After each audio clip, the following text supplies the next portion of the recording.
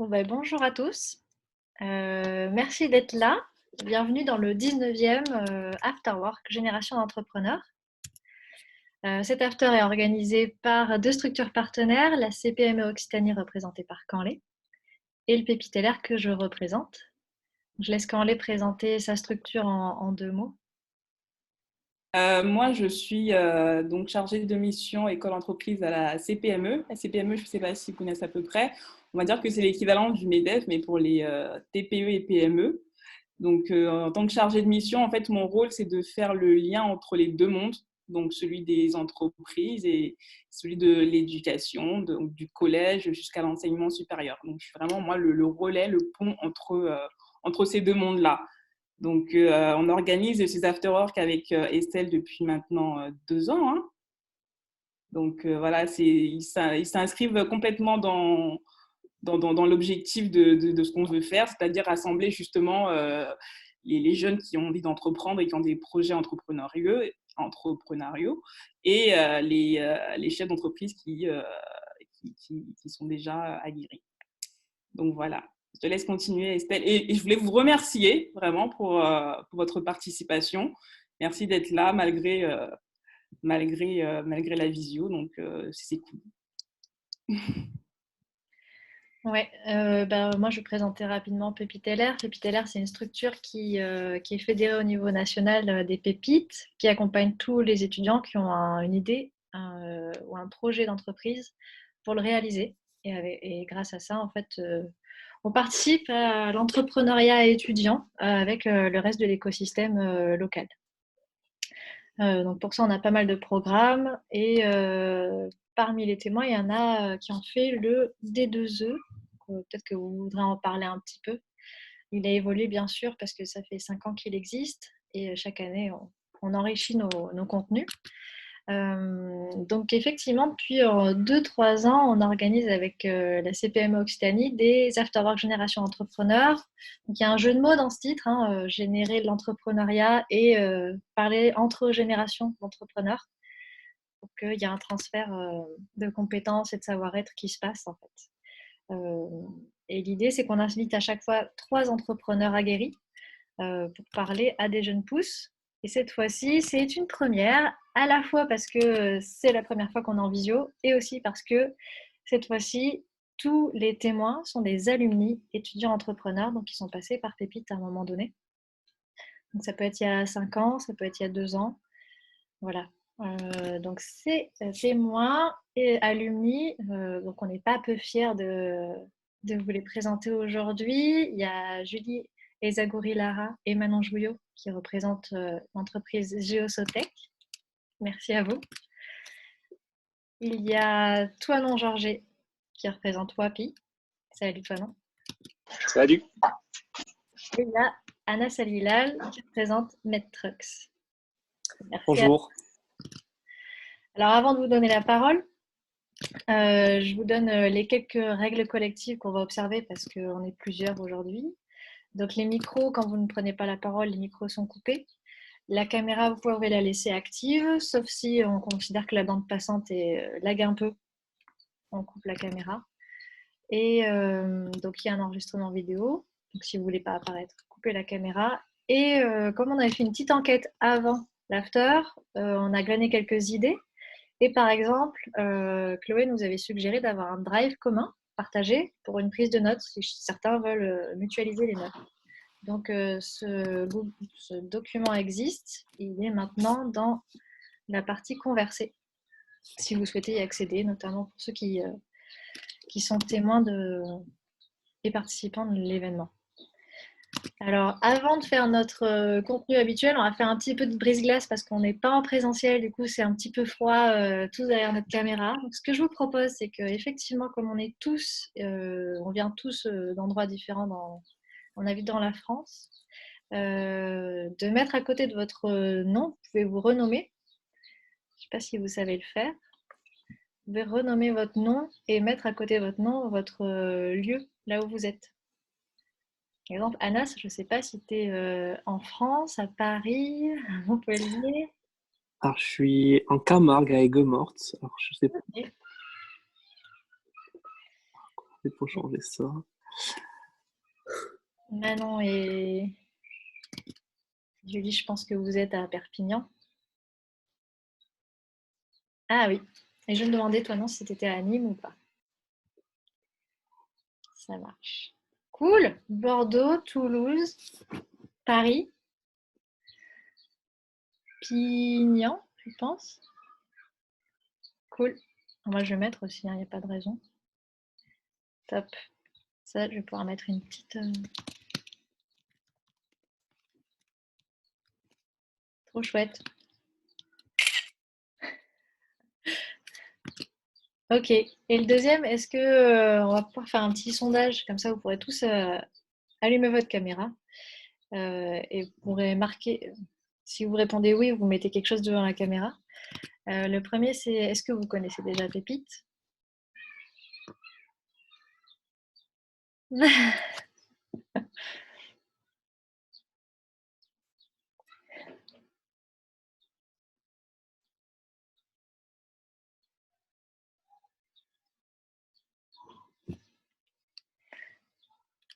Ok. Merci, c'est assez rigolo comme situation. Et la deuxième question, c'est est-ce que vous avez un projet de création d'entreprise? Yes, la carte des visites. Yes, bien joué. Ok, merci pour ceux qui ont joué le jeu. Ça marche. Alors là, ça va pouvoir le faire, même à distance. Dans les afterworks comme ça, on demande aux participants de dire très rapidement leur prénom, là on le voit, mais de prendre la parole. Donc vous allez pouvoir chacun à votre tour allumer le micro, prendre la parole et dire quel est votre nom si vous avez un projet, dans quel secteur il se place. De façon très courte, c'est pas un pitch, hein, c'est vraiment en 30 secondes. Et de dire ce que vous êtes venu chercher à cet afterwork. Quel conseil, voilà, quel thème qui vous intéresse particulièrement. Ça permettra à nos témoins aussi de calibrer un peu leurs réponses par la suite. Merci de prendre la parole dans l'ordre que vous voulez.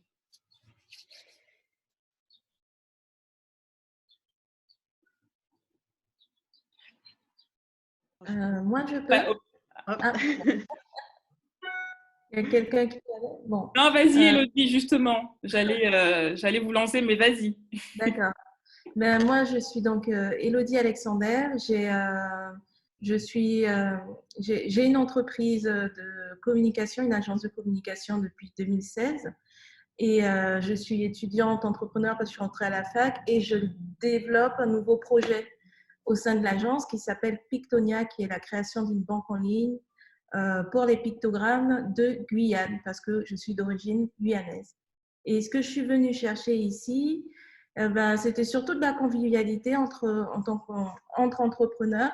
Et j'ai vu les mails, comme on a été un peu harcelés, et j'ai trouvé ça sympa. Et je me suis dit, c'est cool de rencontrer d'autres entrepreneurs et d'écouter ce qu'ils ont à dire, quel que soit ce qu'ils ont à dire. Voilà. Merci.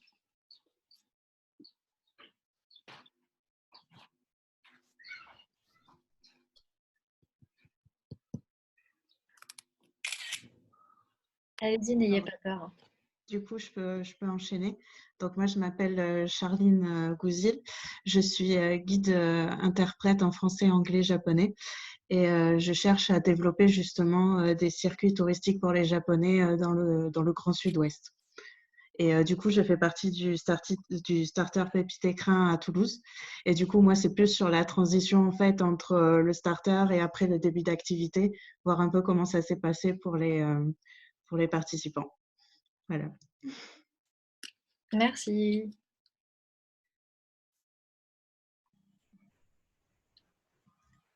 Bonsoir. Du coup, moi, c'est Mariam. Je suis actuellement sur Avignon pour mon stage de fin d'études. Je suis future ingénieure supply chain. Et moi, ce qui m'intéresse dans l'entrepreneuriat, c'est les secteurs alimentaires, de l'éducation et de la santé. Je ne suis pas encore lancée et du coup, ce soir, ce que je recherche, c'est un peu de retour d'expérience, surtout comment est-ce qu'on fait pour rebondir face à un échec et quelles leçons on en tire. Du coup, voilà. Super, merci Mariam. Mariam. Bruno Lépine, dans l'ordre. Parce que sinon, je pense que ça va durer trop longtemps. Ok. Euh, Bonsoir, du coup, moi c'est Bruno Lépine. Du coup, je suis étudiant chez Pépite depuis 1 an et demi et cette année, je fais le D2E. Mon projet, il porte sur une fontaine à vin intelligente qui a pour but la réfrigération des bag-in-box et l'affichage onologique du vin à déguster. Et du coup, si je suis venu à cet afterwork ce soir, c'était pour avoir des conseils sur ceux qui ont fait le prix Pépite les années précédentes. Voilà. Merci, ça tombe bien, ils sont tous les trois Bruno. là. Chloé. Merci, parler.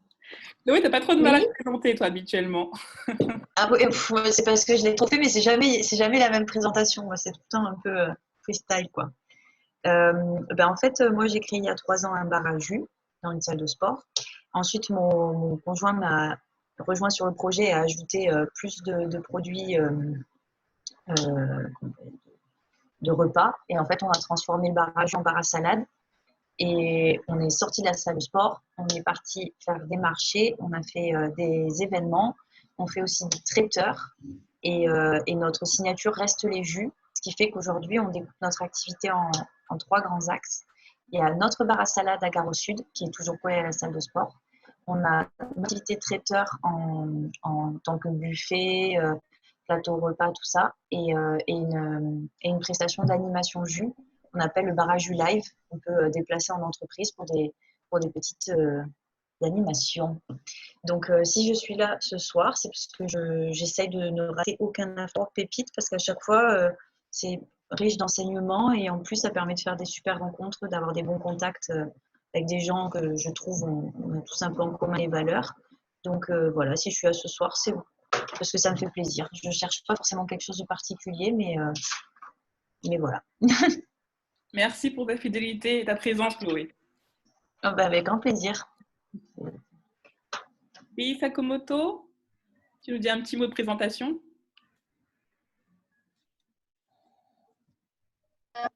Bonjour, je m'appelle Rei Sakamoto. Je viens du Japon. Maintenant, je suis en train de créer le site internet pour la petite commerçante dans la région en Montpellier et à Tokyo, en Kyoto probablement, pour permettre qu'est-ce que c'est, publier beaucoup de petits magasins. Je suis désolée, mon niveau de français n'est pas bien, mais après le COVID-19, il y a beaucoup de problèmes pour petits magasins. Donc, moi et l'autre personne qui habite à Paris, maintenant, sont en train de commencer le projet. Merci. Merci, Ré.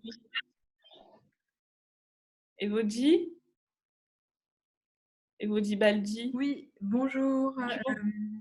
Alors, moi, je suis en partenariat avec Marion Mas, qui n'est pas là. On a vu l'annonce un petit peu tard. Et donc, on a toutes les deux fait une formation en nutrition. Et ensuite, c'est là qu'on s'est rencontrés. Et toutes les deux, on est déjà depuis 1 an sur un projet de prévention en nutrition dans les quartiers sensibles de la ville de Montpellier. Et pourquoi pas ailleurs. Et donc là, on avance. On s'est fait connaître, mais on est un petit peu en stand-by, entre autres à cause de la situation coronavirus. Donc voilà, on est un petit peu, ça a un petit peu cafouillé, mais ça avance. D'accord. Merci, Elodie. Voilà. De rien. Lorraine Perrault, tu peux nous dire un petit mot de présentation? Oui, bonjour. Je suis Bonjour. étudiante entrepreneur à Tours, en centre Val-de-Loire. Et je suis sur le projet avec Ala Hassanen. Et on a un projet en fait de création de petites maisons pour les jardins, des logements en fait qui fonctionnent sur un module de panneaux, donc un peu comme des Lego. Voilà. Merci Lorraine. Anna Anjou, je ne sais plus si tu t'es présentée ou pas, je ne sais plus où j'en suis par rapport à ma grille. Anna, si tu ne t'es pas présentée, tu peux nous donner un petit mot de présentation? Non. Oui, si, je peux. Alors moi, je suis un ancien. Non, c'était pas Anas. Anas, c'est l'intervention, toi. Non, Oui, Anas. voilà, je suis l'intervenant. Ah, pardon. Tu vas te présenter après, toi, Anas. Voilà, c'est ça, je me raccroche. Allez, hop. À tout à l'heure. Mariam, sinon, Mariam d'Avignon, je ne sais plus si tu t'es présentée ou pas. Bon. Bah écoute, sinon on peut enchaîner hein, si. Alors oui, c'est moi qui ai Ah. parlé juste après Elodie, je crois. Tu t'es déjà présentée. Ouais. Donc je ne sais plus qui s'est pas présenté. Si vous voulez prendre la parole, sinon Estelle, je te propose de. Moi, je ne me suis pas présentée. Du coup, je m'appelle Pauline Milarek, je suis en master entrepreneuriat et PME à l'Institut Montpellier Management et je fais partie de l'association MoMA Junior Conseil qui vise à accompagner les entrepreneurs. Merci Pauline. Estelle, je te propose de poursuivre. Je ne sais pas si on aura d'autres personnes qui… Ok, ça marche, moi ça me va.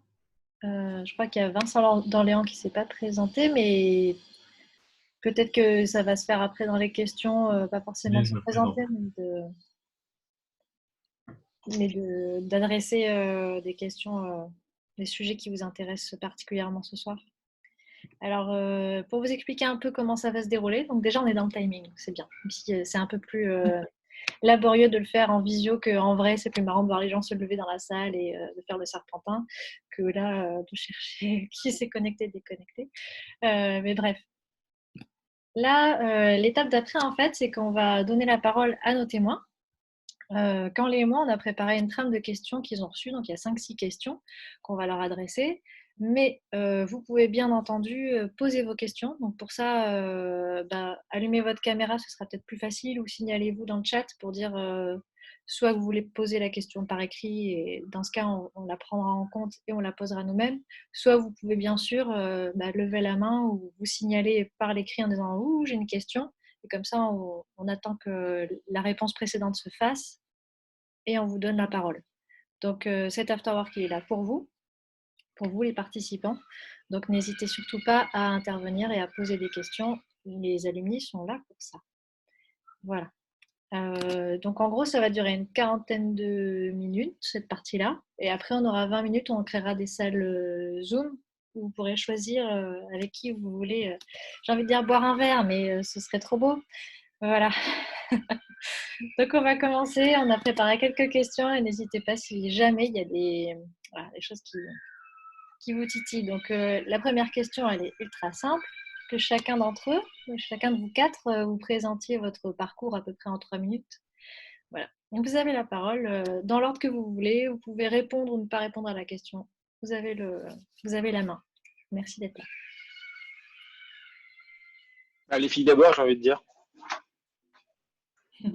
Qu'est-ce que c'est facile. Écoute, c'est parti alors. Vas-y, lance-toi. Donc, bonjour à toutes et à tous. Je suis Julie. Avec Manon, on porte le projet Géosotech. Enfin, le projet qui est maintenant une entreprise. On est en attente de notre numéro ciré. Principalement, on est dans le domaine de l'écologie. Nos clients, ce seront les scientifiques et les acteurs du suivi de la faune, d'une part. Et d'autre part, on fait aussi la sensibilisation à l'environnement, où là, les clients seraient plutôt les écoles et puis pour les scolaires. Au niveau de nos parcours, avec Manon, on a le même parcours, même si on s'est rencontrés il n'y a pas très longtemps, par rapport au parcours scolaire.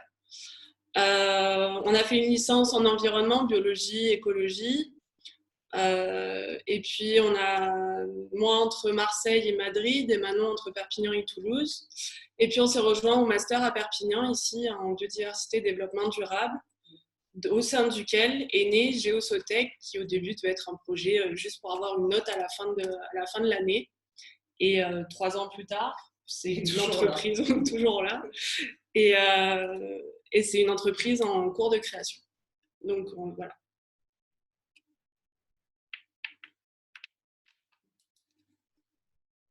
Allez, j'y vais. Nickel. Salut à tous, moi je m'appelle Toinon. J'ai un profil initialement plutôt ingénieur, donc j'étais à Polytech Montpellier. En cours de 3A, cours de troisième année du cursus, j'ai commencé à travailler avec un pote sur un projet. L'idée, c'était parti d'une expérience en camping. L'idée, c'était de développer une solution qui facilitait le parcours client des voyageurs en camping en permettant d'accéder aux activités de la semaine, aux activités touristiques, proposer leur pétanque aux autres membres, enfin aux autres clients du camping. Et on a travaillé sur ce projet pendant 2 ans et demi. J'ai fait le D2E, on a été accompagné par Pépite. Et moi, j'ai quitté les cours en fait pour me lancer à fond dans le projet. Donc, je n'ai pas poursuivi l'école d'ingénieur. Et il y a quelques mois, il y a un peu plus d'un an maintenant, on a complètement changé d'activité. Donc, en fait, on s'est rendu compte que on avait besoin, enfin, on voulait prospecter sur LinkedIn. Principalement, on cherchait à trouver des clients via LinkedIn. On s'est rendu compte que, étant un peu développeur, c'était pas mal d'automatiser les prises de contact sur LinkedIn pour faire plus de volume. Et en fait, en discutant avec 2 entrepreneurs, on s'est rendu compte qu'il y avait une super opportunité. Donc, on a commencé à travailler sur ce produit qui s'appelle Prospecting maintenant. Et courant l'été, on était 4 sur le projet. On s'est rendu compte qu'on n'avait pas de clients sur le premier produit de conciergerie. Les campings n'étaient pas faciles à adresser. Et d'un autre côté, on avait un produit qui était encore gratuit, mais avec beaucoup d'utilisateurs et une forte traction. Donc, on a complètement pivoté, on a arrêté la première activité et maintenant, on développe Prospecting et d'autres outils autour du growth marketing qui facilitent la génération de leads B2B vraiment via LinkedIn. Et depuis qu'on a lancé commercialement en septembre, on fait 50% de croissance par mois. Donc, c'est très, très intéressant. Je vais prendre le relais. Bonjour à tous. Merci Pépite et L'air d'organiser cet afterwork. Pour ma part, je m'appelle Anas Elilal. Également, je suis ingénieur diplômé de Polytech Montpellier. Je pense que je dois être un des plus anciens alumni parce que j'ai intégré le D2E en 2015. Donc, c'était première année du déploiement du dispositif. Quant à mon parcours, donc, j'ai cofondé la startup MedTrucks qui a pour vision d'amener la santé vers le patient. Donc, suite à mon diplôme en 2012, j'ai travaillé 2 ans dans une entreprise de dispositifs médicaux. Et j'avais toujours cette vision de pouvoir changer le monde, en fait, d'avoir un impact dans le monde, être souvent comme ça le déclic, et notamment de lutter contre les déserts médicaux. Alors, je suis d'origine marocaine, et le projet de lutter contre les déserts médicaux a commencé au Maroc, quand je partais en été voir mes proches. C'est là où on a eu le déclic de pouvoir trouver des solutions pour amener des services de santé de proximité. Donc, on a mis en place le projet MedTrucks pour Medical Trucks. Donc, ce sont des camions hôpitaux qui dispensent des soins de proximité liés à une cartographie. Donc, ce projet, qui était avant tout une idée, s'est transformé en projet dans le cadre du diplôme étudiant entrepreneur avec l'accompagnement de Polytech Montpellier et de Alter Incube, incubateur d'innovation sociale, où c'est là où on a pu, de l'idéation à structurer un projet, à constituer mon équipe. Donc, le D2E a été vraiment un dispositif de préfiguration dans le cadre de mon projet. Et pareil, le projet a évolué. Donc, au début, MedTrucks, c'est toujours la même vision, d'amener des services de proximité avec des camions médicalisés et une cartographie qui localise les patients qui ont besoin de ce service. Et au final, la partie Trucks a été abandonnée et on s'est refocalisé sur la partie cartographie et analyse de données. Le projet en fait est remonté en France et en fait ce projet principal s'adresse au système de santé français et on travaille aujourd'hui avec le gouvernement français sur comment transformer notre système de santé, l'améliorer, comment lutter contre les déserts médicaux en France avec tout type de solutions mobiles qui peuvent être les objets connectés, la télémédecine, la téléconsultation. Et donc nous, notre plateforme qui au début servait à conduire les trucks permet aujourd'hui de conduire des politiques de santé globale.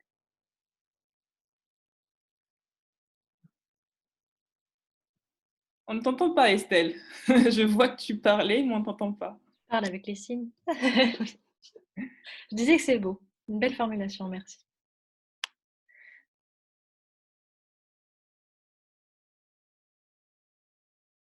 Du coup, c'est bon pour moi, j'ai terminé. Vous vous êtes présentés tous les 4. Je te propose d'enchaîner, Estelle, sur les questions. Du coup, c'est ça? C'est ça, oui.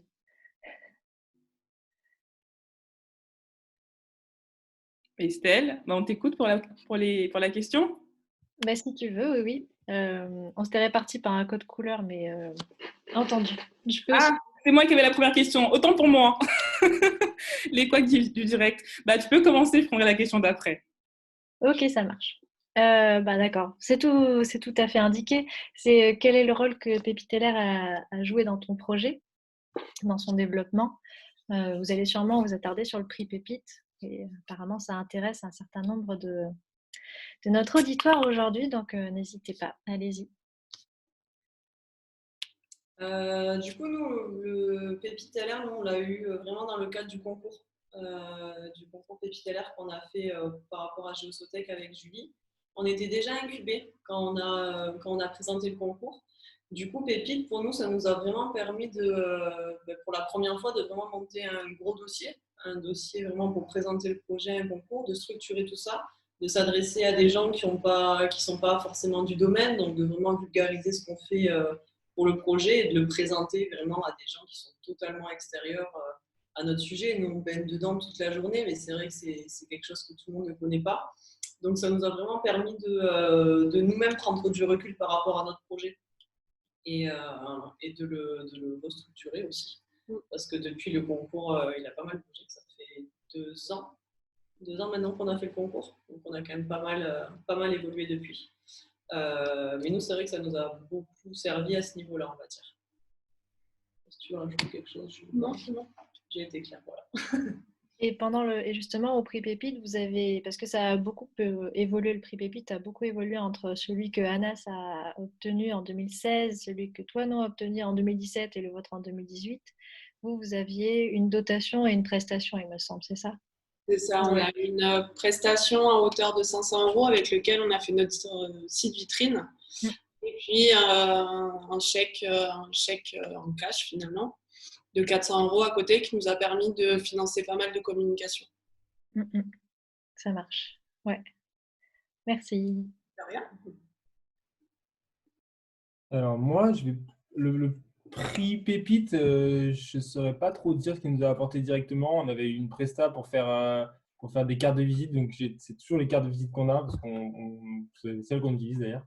Mais ça serait plus sur l'accompagnement Pépite en général qu'on aura un retour à faire. C'est que quand vous êtes entrepreneur, vous êtes un peu toujours tout seul en fait. Et surtout quand vous êtes associé à un développeur, parce que lui, il code, mais la partie stratégique, la partie prise de décision, c'est toujours, il va toujours suivre, enfin la plupart en tout cas vont toujours suivre ce que vous faites, donc vous êtes toujours tout seul à prendre ces décisions-là. Et donc c'est cool de pouvoir avoir d'autres entrepreneurs avec qui on partage l'expérience. Le D2E, c'est vraiment bien pour ça. Moi, je suis toujours en contact avec des gens du D2E. Donc ça vous apporte en fait, vous êtes dans une galère où peu de gens forcément autour de vous l'ont vécu. Vous pouvez parler à vos parents si vous voulez de votre création d'entreprise, mais ça reste quelque chose qui est, tant qu'on ne le vit pas, c'est très compliqué à partager. Donc c'est vraiment ça qui est intéressant, c'est l'aspect réseau promo où on partage l'aventure avec d'autres personnes, on suit des tips. Il y a toute la galère juridique et comptable de la création d'entreprise et nous, ça nous a pas mal aidé d'échanger avec d'autres entrepreneurs qui étaient dans les mêmes galères, de trouver les bonnes personnes pour les bonnes prestations, pour ne pas se ruiner sur des choses au démarrage. Donc, ça va être surtout ça l'apport. Après, c'est plus, dans tous les cas, il faut faire attention dans les accompagnements, mais je crois qu'on va venir un peu après, à ne pas se faire assister aussi. C'est du bonus. Il faut vraiment faire attention à bien… voilà, il y a un super accompagnement dans le réseau. Et donc ça, c'est bonus, il faut en profiter à fond. C'est sûr qu'il faut en tirer le maximum. Mais ce n'est pas Pépite qui montera votre boîte à votre place. Eux, ils sont là que pour vous accompagner. Ils font du super taf, mais ils vont pas générer de chiffre d'affaires pour vous. Donc, c'est à vous après d'aller chercher les clients, de créer le produit et de faire marcher votre business. Yes, il me semble que toi, tu étais la première promo. Il y avait l'espace de coworking Totem French Tech. Ça a vraiment changé la dynamique Ça a vraiment changé la dynamique, ouais. Ouais. Et même si je pense que Julie et Manon, elles n'ont pas eu le statut en amont du prix Pépite, et donc elles ont eu juste la partie prix Pépite. Vous êtes incubés, donc il y a vraiment aussi cette logique à Incube à Perpignan de présentiel et de mise en réseau informel et formel et qui permet de vraiment avancer sur tous les aspects en fait du projet. Alors, quant à moi, donc, je l'avais précisé en préambule, j'ai intégré T2E sur la première année. Alors, comment ça s'est passé? Donc, je suis ingénieur, j'ai une solution, mais nous, on n'a pas été sensibilisés à toutes les notions d'entrepreneuriat, de marketing, de business. Donc, le premier réflexe que je fais, c'est que je contacte ma prof Céline Breton, donc, qui était de Polytech Montpellier en charge de l'économie, les sciences humaines. Donc, je lui dis, voilà, je lui explique que j'ai une idée, qu'est-ce que tu en penses, etc. Donc, elle me donne un rendez-vous, on s'entretient et elle m'explique qu'elle fait partie du pôle Pépite et que bientôt, il y aurait un dispositif qui pourrait éventuellement me correspondre. Et effectivement, ce programme développé par Pépite correspondait à ce moment-là vraiment à nos besoins parce que j'étais à l'étape d'idée, jeune diplômé, et par rapport à l'offre d'accompagnement qui existe dans l'écosystème, c'était le seul qui pouvait prendre un projet à l'étape d'idée, il fallait être jeune diplômé. Il y avait d'autres structures d'accompagnement, mais il faut avoir un projet déjà plus avancé, plus mûr.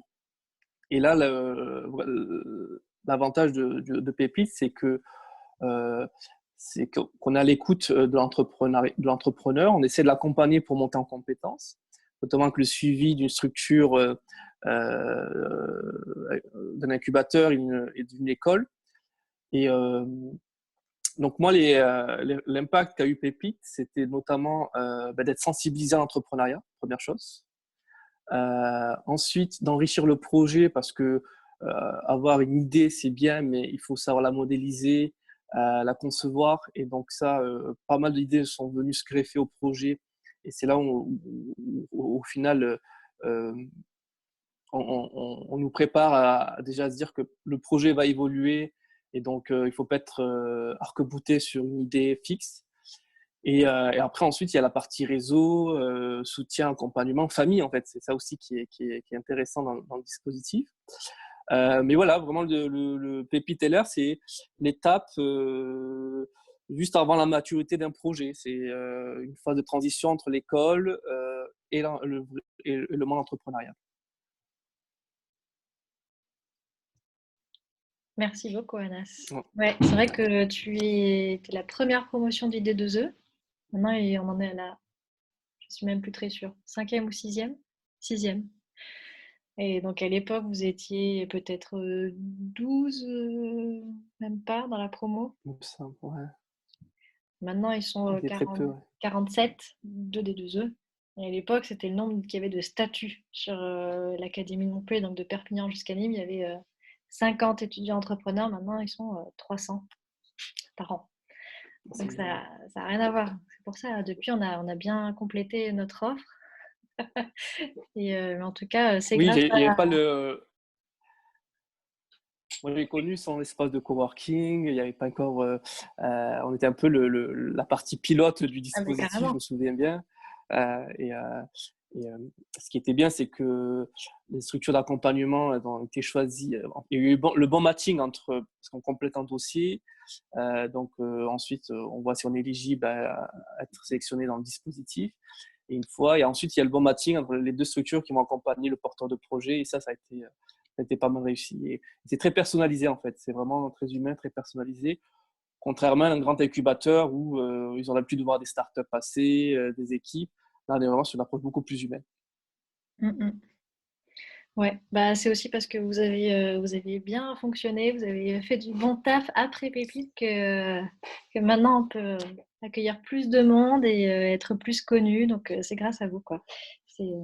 Merci à tous les alumni. Vous êtes vous êtes 4 à les représenter, mais il y en a d'autres auxquels on pense tous. Et merci pour avoir persévéré et pour continuer à vous développer. Et on sait que c'est aussi dû aux autres structures d'accompagnement qui prennent le relais après Pépite, et d'où la question que Corley va vous poser ensuite.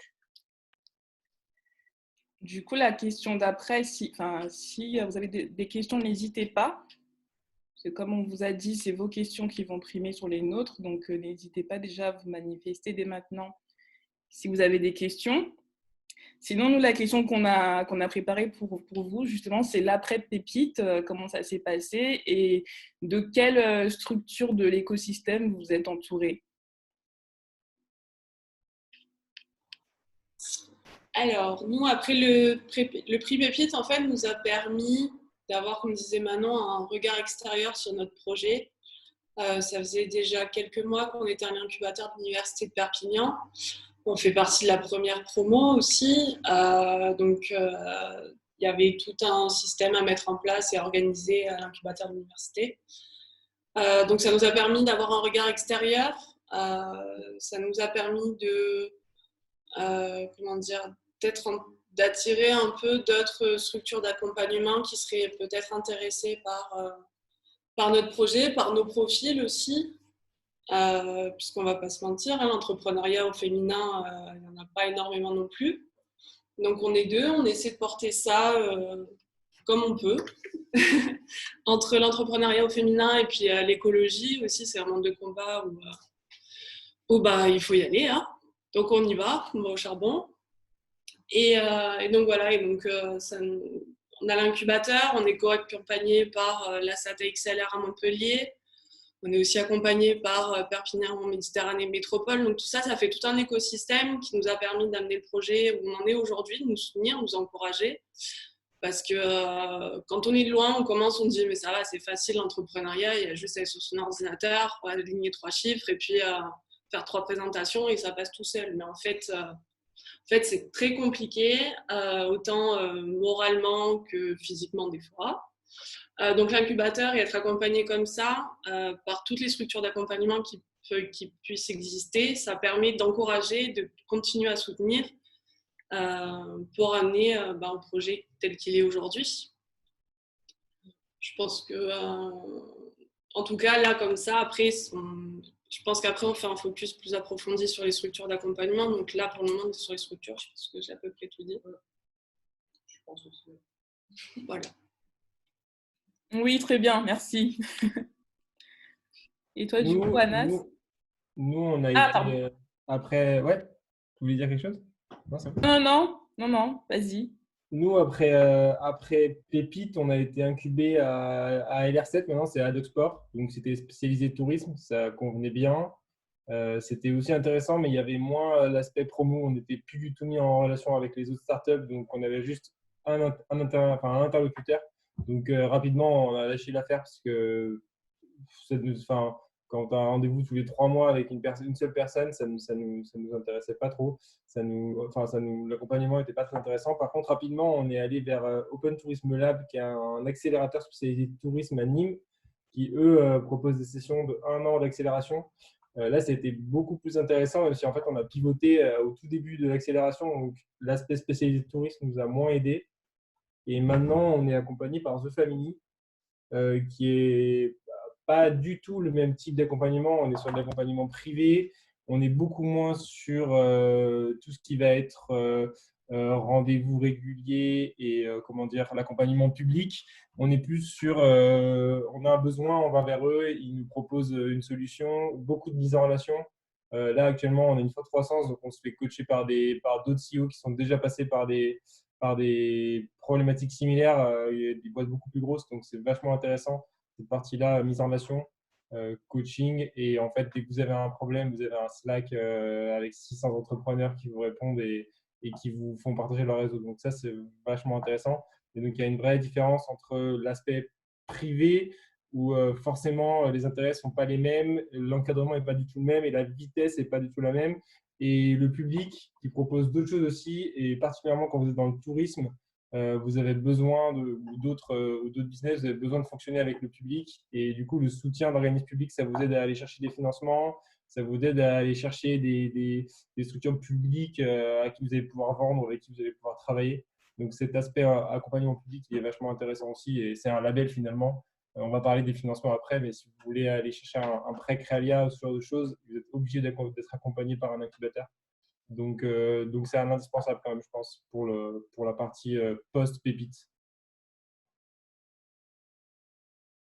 Alors, quant à nous, suite au D2E, Donc, on sort du 2E, on sort avec un projet plutôt structuré. J'ai pu constituer mon équipe. J'ai pu monter en compétence sur certains domaines de l'entrepreneuriat. Donc là, on est en capacité, on est un peu plus mature pour aller taper aux portes de certaines structures d'accompagnement. Donc, une des premières portes, c'est l'incubateur d'école des Mines d'Alès, notamment pour la partie tech. Excellent incubateur car il incube en phase anté-création. Donc, il n'y avait pas besoin de créer une structure pour être accompagné. Pareil, c'est une petite structure, donc ils ne sont pas sur le volume, ils sont vraiment sur la sélection de projets. Pareil, pas besoin d'avoir un business model prédéfini pour intégrer l'incubateur. Donc, notamment après le D2E, on n'avait pas de business model. On avait juste une vocation, on était animé par quelque chose, mais on n'avait pas de business model à cette époque-là. Et aussi, on a complété l'incubation avec le volet innovation sociale, comme je l'ai précisé. On est dans le domaine de l'économie sociale et solidaire. Et là, il y a Alter Incube, donc excellent incubateur d'innovation sociale, qui nous ont accompagnés de manière parallèle. Donc, l'école des Mines d'Alès sur la partie tech, notamment sur la partie tech et marché, et Alter Incube sur la partie innovation sociale, notamment comment monétiser l'impact social, comment évaluer l'impact social, des notions qui maintenant font plus sens après la crise Covid, mais sur lesquelles nous, on travaille déjà avant. Et cette complémentarité, parce que après coup, a un impact sur l'évolution du projet, parce que c'est marrant, un des projets gouvernementaux avec qui on travaille, qui est la Banque des territoires, le contact qu'on a participe au comité de sélection de Alter Incube et en fait, c'est un petit monde. Et du coup, c'est important d'investir dans son réseau, de garder des bonnes relations parce qu'on ne sait pas où le décideur, d'ici 3, 4 ans, 5 ans, on peut le retrouver et faire partie du même réseau et ça facilite d'autant plus le développement du projet. Donc, finalement, il y a une bonne articulation entre les deux DSE, ensuite les incubateurs. Et une fois que le cycle, on est passé aussi par une accélération au village Baïséa à Aix, ce camp. Donc voilà, on a fait le cycle un peu, on va dire, classique, incubation, etc. Et là maintenant, on est vraiment sur la partie business, développement du projet. On est plus accompagné parce que je pense qu'au bout d'un certain temps, il faut toujours être accompagné, mais il ne faut pas que l'accompagnement soit une finalité. Et souvent, par exemple, là, je reçois plein de mails pour participer à des concours de start-up, d'innovation et tout. Ça, je ne fais plus. C'était bien au début de participer au concours. Voilà, les concours aussi, il ne faut pas négliger en début du projet parce que ça permet le pitch, d'évaluer son projet, d'être confronté. Mais si au bout de 4-5 ans, on est encore dans cette idée de chercher des prix, des structures d'accompagnement, c'est que voilà, le projet n'est pas abouti, il faut revoir le projet. Donc, il faut que chaque dispositif soit sollicité au bon moment. Et l'accompagnement a été démontré qu'un projet accompagné a plus de chances de réussite qu'un projet non accompagné. Merci. Là, vous nous avez parlé du coup des structures d'accompagnement qui accompagnent effectivement sur différents points. Mais est-ce qu'il y a d'autres acteurs aussi avec qui vous avez été en contact, autre que structures d'accompagnement, qu'il est important pour vous de connaître pour les porteurs de projets? Vos clients. Il faut être en contact avec ses clients. C'est les premières personnes avec qui il faut être en contact. Avant toutes les structures d'accompagnement, parce que c'est eux qui ont la réponse à la majorité des questions sur l'aspect business. D'accord. Même si ça peut paraître évident, finalement, c'est bien de le souligner. Ça peut paraître évident, mais et tout le monde le dit, et finalement, il y en a plein qui font cette erreur. Nous, on l'a fait sur notre premier produit où on a développé toutes les fonctionnalités du monde qu'on trouvait géniales. Et sur le papier, c'était super, mais en fait, on n'est jamais allé parler suffisamment à nos clients et ça ne correspondait pas forcément à ce qu'ils cherchaient, ou en tout cas, le profil de nos clients qui étaient des gestionnaires de camping n'était pas du tout prêt à intégrer ce genre de solution, même si l'utilisateur final l'était. Notre client, c'était le camping et ça ne marchait pas. Donc, allez parler aux clients avant toute chose parce que sinon, vous allez développer un truc pour rien et c'est quand même dommage. Ça tombe bien, justement, je peux faire un peu de promo pour notre prochain Afterwork du 2 juillet, justement, où on va parler de l'intégration du client dans le développement de l'entreprise. Donc, je vous l'annonce dès maintenant. Estelle, je te laisse faire la transition sur la prochaine question. À moins que vous vouliez ajouter quelque chose, Anas, Julie et Manon, sur les autres acteurs. Étant donné que nous, on sort d'un master qui était orienté surtout recherche et que notre entreprise, pour nos clients à nous seront des chercheurs, donc c'était ce que disait Toinon. La première chose, c'est savoir ce dont ils ont réellement besoin. On a eu beau être dedans pendant 5 ans, on est quand même si on est expert dans notre domaine, finalement, toutes les attentes ne sont pas les mêmes et nous, on bosse tout le temps sur notre projet. Pour nous, c'est génial. C'est notre solution à nous, mais est-ce que ça correspond réellement aux marques? Déjà, premièrement, au marché, au timing et aux attentes. Donc, il y a énormément de choses à prendre en compte et voilà. Merci. Pour compléter, effectivement, je confirme ce que soulevait Toinon, c'est le premier accompagnateur, c'est le marché. Il n'y a pas de secret, il faut être confronté à son marché et ses clients. Et ensuite, le deuxième, j'aime dire, c'est soi-même. Et c'est ça aussi, la posture de l'entrepreneur est super importante. Il y a pas de... L'entrepreneuriat n'est pas une science exacte, donc il n'y a pas une formule magique. Il y a des conseils pour essayer d'accompagner au mieux, mais un coaching sur soi-même, sur sa résilience, sur sa posture est assez fondamental dans tout projet d'entrepreneuriat. Et ça, je pense que est-ce que c'est acquis ou c'est inné? Ça, je sais pas. Ça, faudrait documenter, mais je pense qu'en plus de Family documente bien ce sujet-là, qui peut être entrepreneur, qui ne peut pas l'être. Et ça, c'est une dimension importante à prendre en compte dans le projet. Et justement, les investisseurs, avant d'investir dans un projet, ils investissent surtout dans une équipe. Il y a une vraie difficulté à être à la fois, il faut être hyper résilient et avoir une confiance aveugle en ce qu'on est en train de faire, parce que sinon, jamais vous irez au bout, c'est trop dur. Et en même temps, il faut être à chaque étape capable de se remettre en question. Donc, il y a une sorte de paradoxe entre être un peu borné et il faut y aller, il faut exécuter. À un moment, c'est pas juste écrire des trucs sur le papier, il faut faire, il faut être dans l'opérationnel.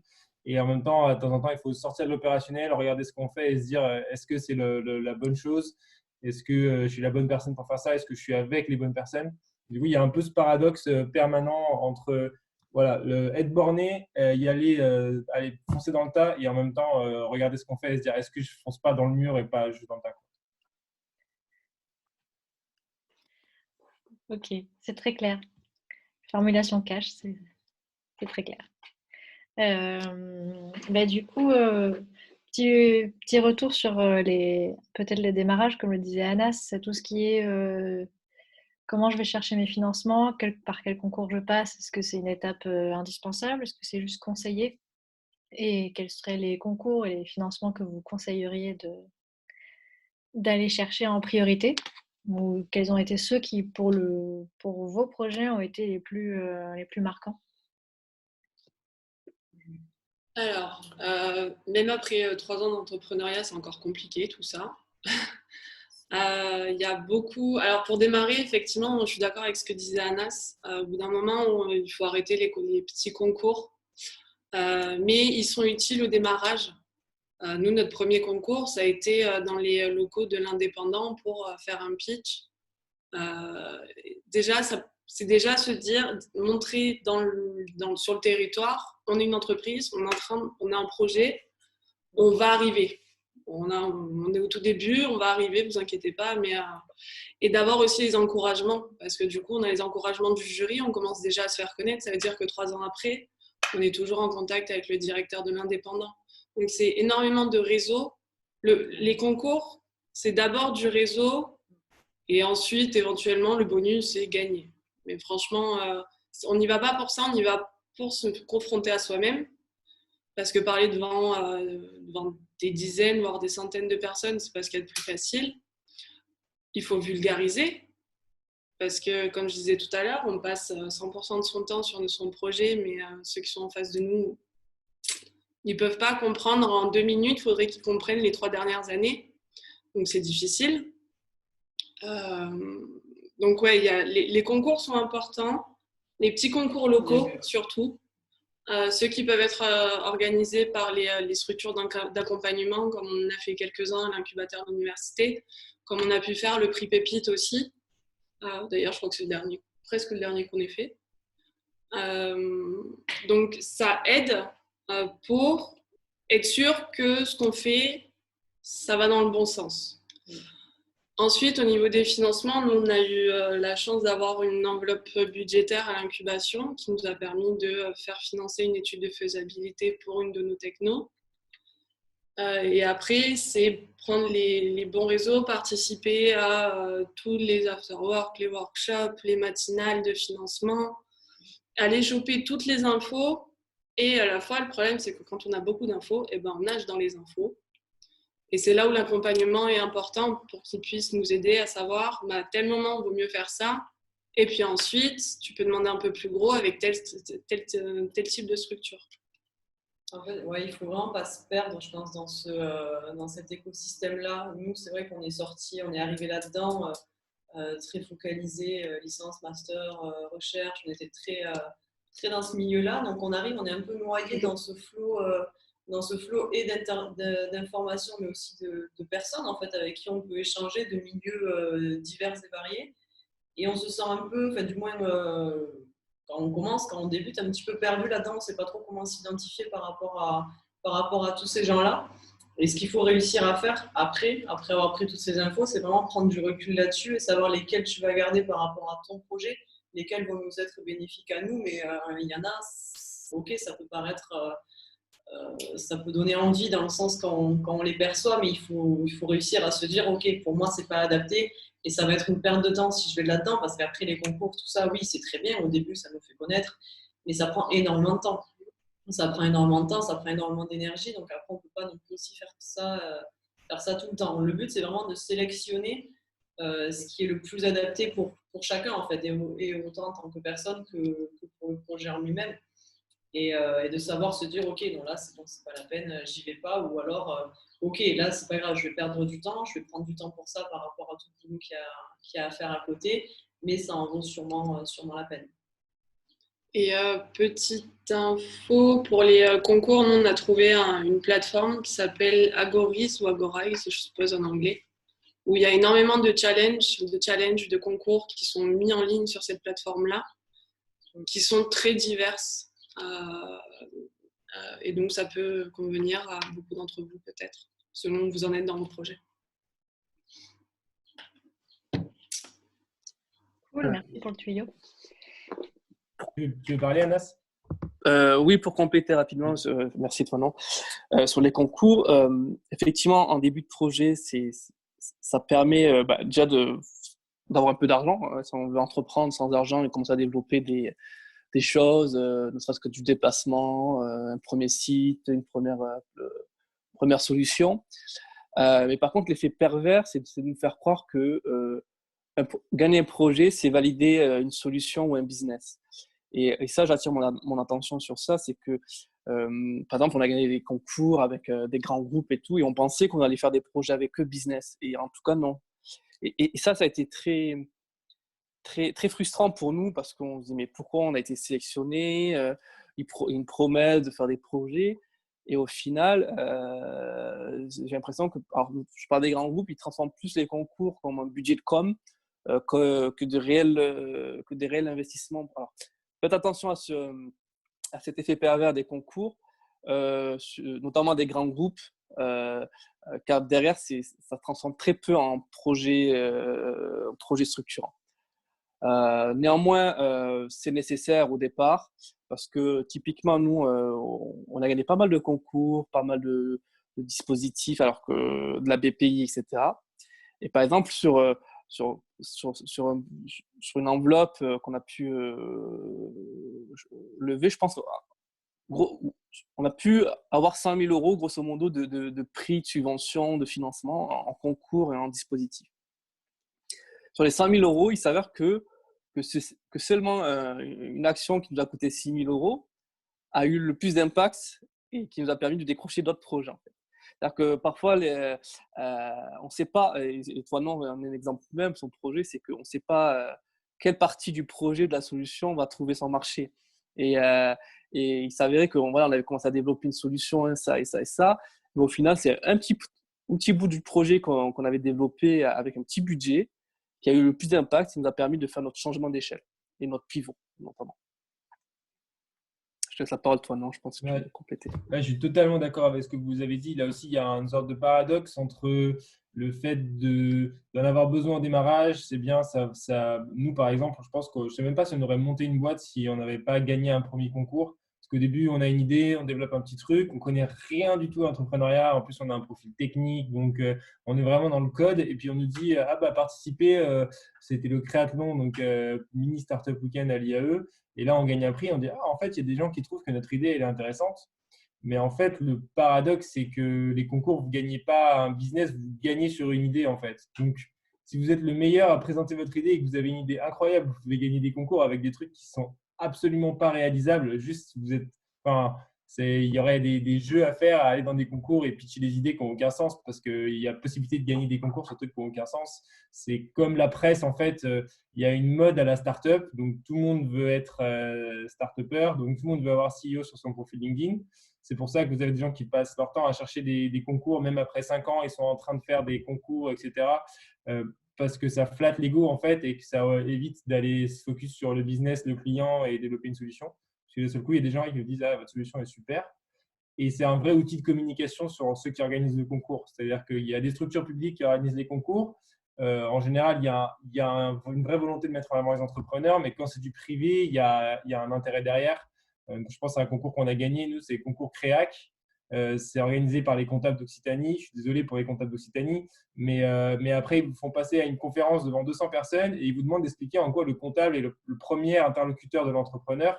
Alors qu'en fait, le comptable, c'est la dernière personne que vous devez aller voir quand vous montez une boîte. Enfin, c'est pas du tout le premier interlocuteur. Il va vous facturer, alors que vous n'avez pas encore de SIRET, il va vous facturer 1 500 € la presta.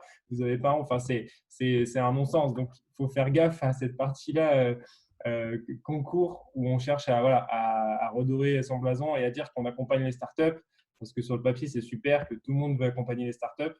Mais derrière, le focus, c'est vraiment le business. En plus d'être sur des concours où ça prend du temps de monter des dossiers, c'est intéressant au début. La notion de pitch, elle est vraiment intéressante, mais il ne faut pas passer sa vie à faire ça. Et le plus important, c'est d'aller chercher les clients une fois de plus. Maintenant, sur tout ce qui est, parce que la question elle touche aussi au financement, une fois de plus, l'accompagnement, il va vous aider à aller trouver des financements si vous cherchez du financement public. Le meilleur financement, ça reste de vendre des trucs à vos clients. Nous, on a ce paradoxe où, en fait, sur notre premier produit, on développait une solution qui avait un modèle freemium, donc qui était majoritairement gratuite, qui visait à se rémunérer sur des commissions, sur les activités qu'on vendait, etc. Donc, le projet, c'était d'aller lever des fonds une fois qu'on aurait une certaine base d'utilisateurs, etc. Et en fait, aujourd'hui, on fait vraiment du chiffre d'affaires en vendant des abonnements et il n'y a rien de mieux que faire du chiffre d'affaires. Vous dépendez de personne, vous ne dépendez pas des investisseurs. C'est un levier qui est immédiatement activable, c'est-à-dire que le mois A, vous faites un chiffre, le mois d'après, vous savez s'il y a une croissance significative, s'il y a quelque chose qui se passe. Donc, le mieux, c'est de faire ça. Après, évidemment, au début, il y a souvent besoin de financement. On peut rentrer un peu plus dans les détails. Je ne sais pas si Estelle, tu voulais qu'on rentre un peu plus dans les détails des financements qui sont possibles, parce qu'il y a des choses pas mal quand même. Ça peut être bien pour structurer un peu la démarche. Vas-y.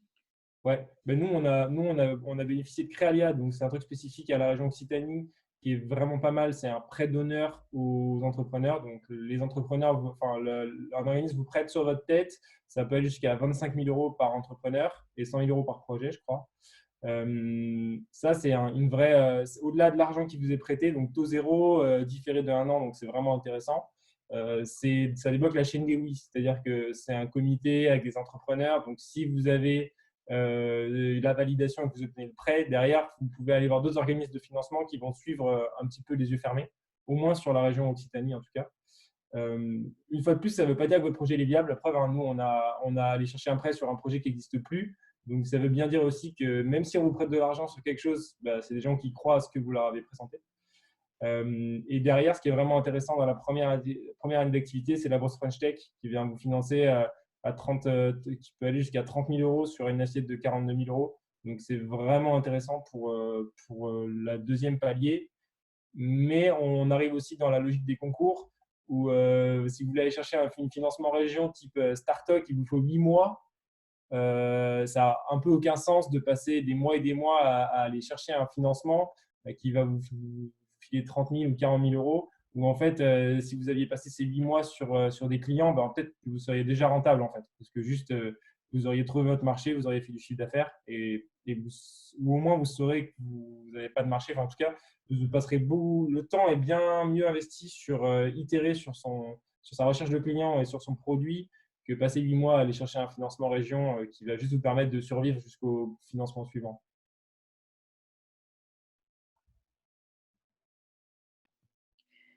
Créalia, on est sur un type d'entreprise en particulier ou toutes les entreprises peuvent… Ils financent tout ce qui touche à l'innovation.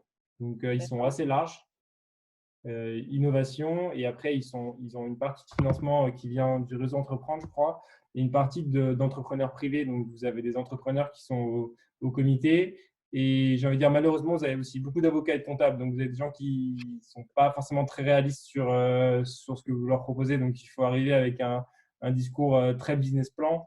Et si moi, je devais donner un conseil, faites pas de business plan. Enfin, c'est un truc qui prend un temps dingue. Moi, je me souviens à une période d'avoir passé 3 semaines à faire un business plan. Ces 3 semaines que vous ne passez pas à faire du business. Enfin, en tout cas, c'est la logique de Family où nous, on adhère plus. Mais le business plan, passez pas trop de temps dessus parce que ça vous apporte pas ça fait pas passer votre business à l'échelle. Pour compléter sur les prix, les concours ou de manière généralement les dispositifs de financement, il y a donc en premier lieu les financements publics, alors régionaux ou BPI. Ceux-là, ils sont intéressants alors, parce qu'ils sont souvent corrélés à une structure d'accompagnement, souvent conditionnés à une structure d'accompagnement. Donc, on a cité la bourse French Tech. Après, moi, c'est des dispositifs qui datent d'il y a 5 ans. Alors, je ne sais pas s'ils sont toujours d'actualité. Il y a l'AFC et l'AFT, donc ce sont des aides à la faisabilité commerciale et technologique, donc qu'on peut solliciter. Ensuite, sur les concours, le retour sur investissement, il faut l'évaluer. C'est-à-dire que à chaque concours, posez-vous la bonne question. Qu'est-ce qui m'apporte? Qu'est-ce que je vais chercher dans son concours? Est-ce que c'est l'argent? Est-ce que c'est l'accès au réseau? Est-ce que c'est la notoriété, etc. Il y a toujours une question d'évaluer l'investissement que je vais y passer, qu'est-ce que je peux y gagner, etc. Après, financement privé, bon, les banques, elles ne jouent pas trop leur rôle. Une banque, en fonction du stade de votre… de toute façon, si on parle de pépites, on est souvent à l'étape d'idée ou de pré-projet, donc on n'est pas forcément à un stade qui intéresseront les banques. Il y a les business angels.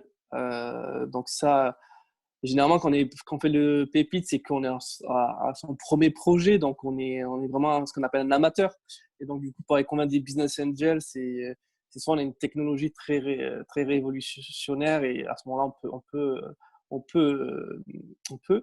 Mais après, il y a Pôle emploi. Alors, moi, pour mon cas, j'étais en licenciement économique. Et donc, j'ai pu bénéficier de mes droits chômage pendant un an ou un an et demi.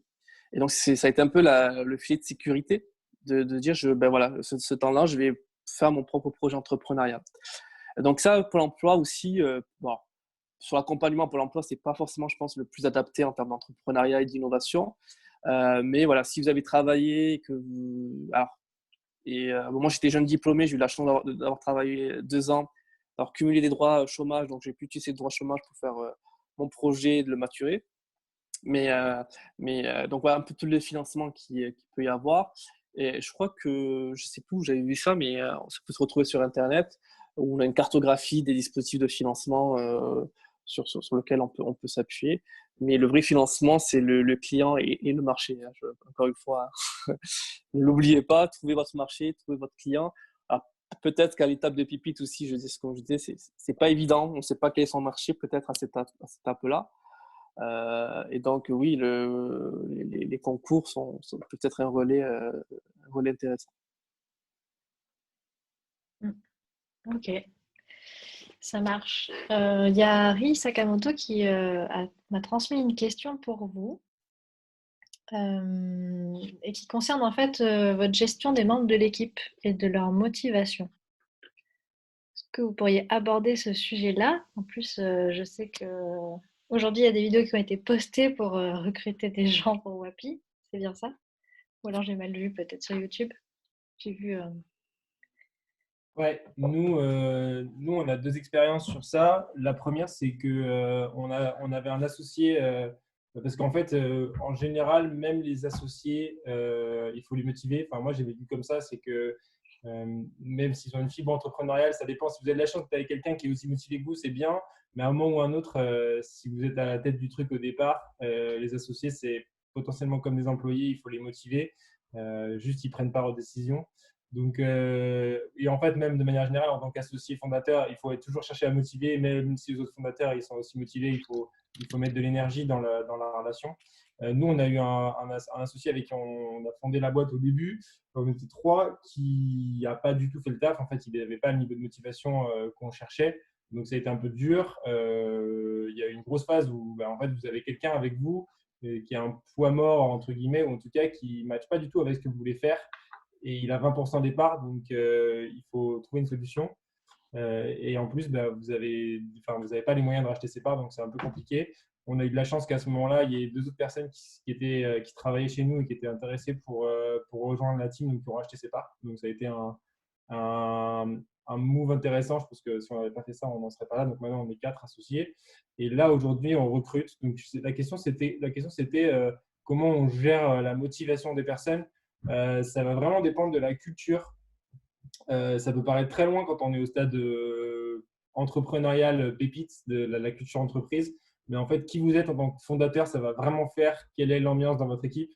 Et en fait, vous avez la chance en étant fondateur de pouvoir décider quelle boîte vous voulez faire et à quoi vous voulez que le monde du travail chez vous ressemble. Nous, c'est très particulier. On fait plein de trucs un peu what the fuck chez nous. Et ça fait que les gens, après, soit ils adhèrent avec ce que vous faites, soit ils n'adhèrent pas. Et quand ils adhèrent pas, ils viennent pas. Et quand ils adhèrent, ils rejoignent. Et ça, c'est vraiment cool.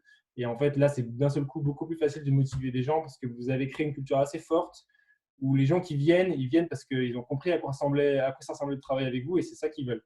Et c'est à vous après de faire le travail et de dire si tu veux pas travailler, de sentir que si la personne elle correspond pas à la culture que vous avez, de pas se dire ouais mais il a un bon CV, il a des bonnes compétences, parce que derrière, en tout cas sur les 10 premières personnes de l'équipe, ce qui compte le plus c'est à quel point les gens ils sont à fond avec vous parce que ils vont donner 10 fois plus et donc peu importe les compétences, ils seront capables d'apprendre beaucoup plus vite. Et donc vraiment la notion de motivation au début, que ce soit entre associés ou avec les premiers employés, c'est le point fondamental pour moi. Et donc, il va falloir aller les faire matcher avec qui vous êtes, avec la vision du business. Et après, ça peut se mettre en place. Nous, par exemple, on a un dashboard où il y a toutes nos métriques de la boîte, dont le chiffre d'affaires qui est celle qu'on suit principalement. Et tout le monde là, et on avait mis en place, on a des sons qui sont joués en fonction des paiements qui sont faits sur le site. On a une énorme enceinte en 4.1 dans le bureau avec des sons qui sont joués. Et plus les paiements sont élevés, plus les sons sont un peu longs et motivants. Et ça crée une dynamique où tout le monde est drivé par ça. Tout le monde est drivé par les sons. Ça met une ambiance dans le bureau dès qu'il y a des sons. Et du coup, tout le monde va chercher à maximiser ça. Et vous avez une ambiance qui se met en place qui est vraiment sympa.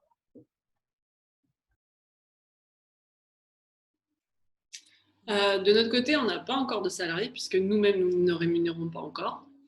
Par contre, c'est vrai que pour choisir ses associés, nous, sur le projet, on est Manon et moi, et puis on a un troisième associé qui s'est ajouté il n'y a pas très longtemps, mais avec qui, en fait, il nous avait donné des avis quand c'était encore un projet fictif, et aujourd'hui, il fait partie de l'entreprise. Et donc, c'est ce que disait toi, non, c'est il faut déjà une bonne entente et être sûr que les personnes sont motivées. Puis quand on est deux à diriger quand même, il faut être sûr de s'entendre. Parce que là, on a signé nos statuts. Pour nous, on s'est mariés, quoi. Dit comme ça, un peu, on passe plus de temps avec son associé qu'avec des personnes qui sont à la maison. Donc, vaut mieux s'entendre parce que vous êtes presque H24 ensemble. Et, et, et après, je pense que il faut que les convictions soient identiques.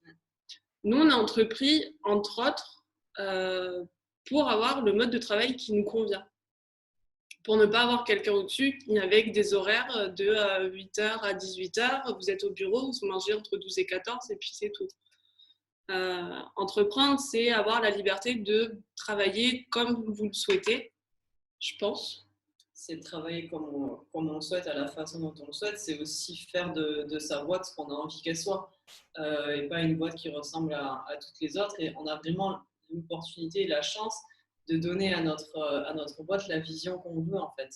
Et le plus important, c'est que les personnes qui vont venir s'y rajouter doivent accepter et surtout adhérer, en fait, à cette vision. Parce que nous, notre boîte, on l'a créée, on veut quelle est la politique que nous, on lui a donnée. On est Julie et moi à la création à la base, donc notre associé s'est rajouté. S'il n'avait pas partagé ces visions-là, il aurait beau être l'ingénieur qu'il est, et du coup, ses compétences, elles nous sont super importantes pour nous. Mais s'il n'avait pas partagé ça et s'il n'avait pas voulu… s'il n'était pas investi. Bon, en plus, voilà, il s'est énormément investi avec nous, donc ça a joué aussi en sa faveur, on va dire.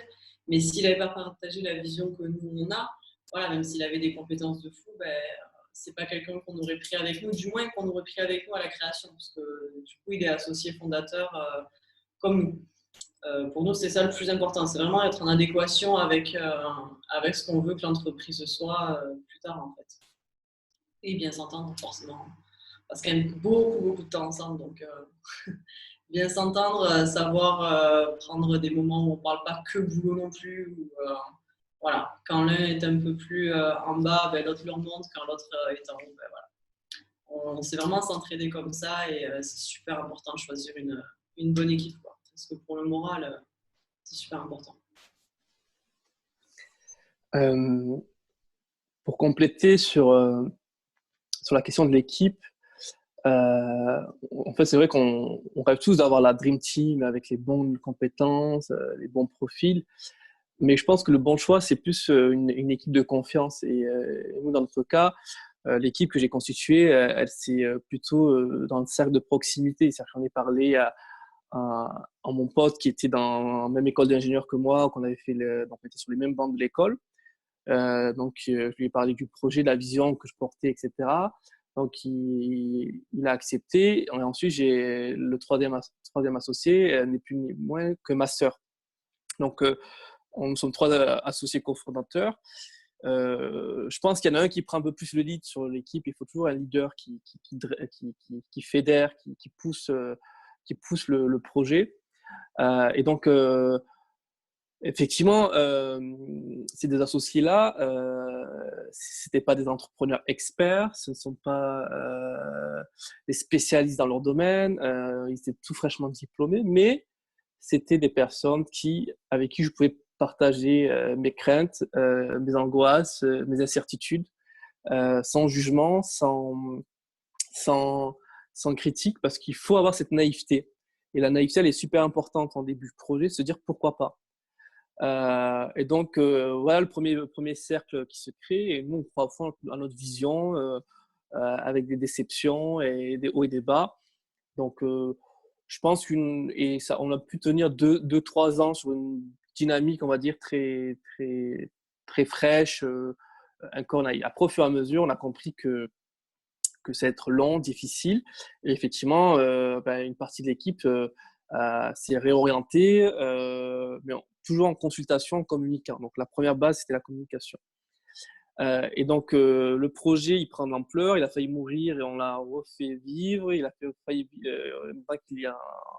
on a réussi à le maintenir. Une partie de l'équipe aspire à autre chose. Et pendant le parcours, d'autres personnes avec un bon profil, d'anciens consultants d'Accenture, des seniors qui matchent avec, qui sont intéressés, qu'on commence un peu à tester avec nous, mais au final, ils ne partagent pas la même vision, les mêmes valeurs. Et on leur a dit non. Et le mariage ne s'est pas fait. Et donc, tout ça pour vous dire que au départ, peut-être, on ne peut pas avoir le meilleur profil en termes d'expérience, de compétences, de CV. On va plus chercher quelqu'un de confiance, qui est plutôt à l'écoute, plutôt où le consensus est vite trouvé, parce que une fois que le projet se développe, bon, là, à ce moment-là, on a un peu plus de luxe de prendre du temps pour faire des décisions, etc. Mais au départ, ce qu'on cherche, c'est plutôt voilà, une petite équipe plutôt à structure humaine. Et parce qu'au départ, un projet, ça reste une utopie. Au début, on est vraiment sur une utopie. C'est-à-dire qu'on dessine cette utopie avec deux, trois personnes. Et cette utopie, après, la réalité, elle arrive au bout d'un certain temps, on fait face à la réalité.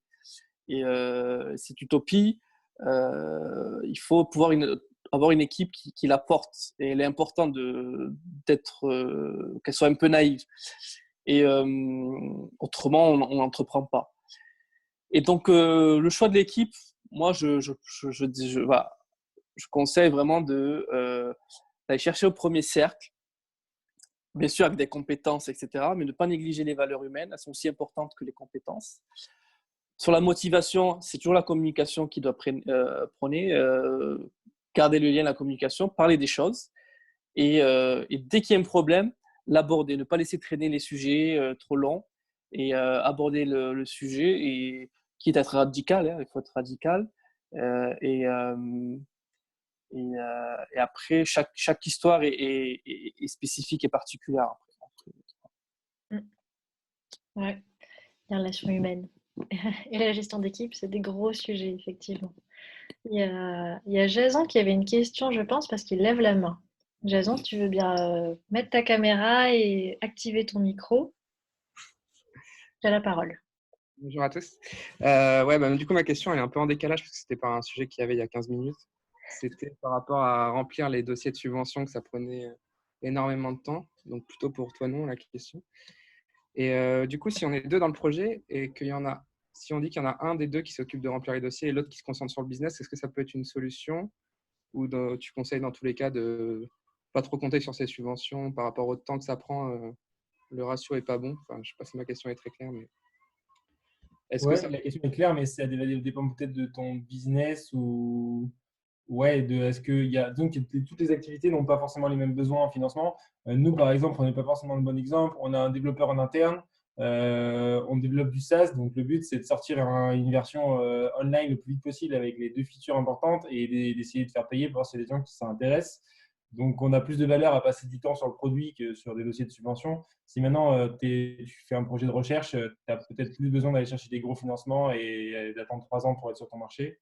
Comme disait Anas, en fait, il faut mesurer est-ce que c'est la bonne subvention? Est-ce que si je fais ce dossier et qu'il est validé dans 8 mois pour 20 000 €, est-ce que si je fais du conseil sur mon sujet d'expertise, je ne peux pas prendre une expérience sur mon marché et avoir plus de feedback client pour développer mon produit derrière et faire autant de chiffre d'affaires sur ce truc-là.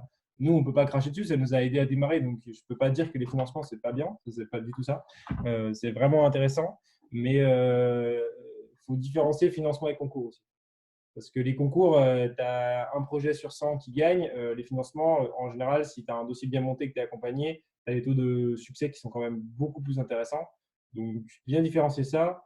Et après, bien définir avec les personnes qui t'accompagnent chez Pépite ou dans l'incubateur, quelles sont les choses dont tu as besoin. Il ne faut pas aller chercher de l'argent pour aller chercher de l'argent. Il faut définir quels sont tes besoins prioritaires et ensuite regarder qu'est-ce qui est disponible et à quelle échéance de temps pour remplir tes besoins.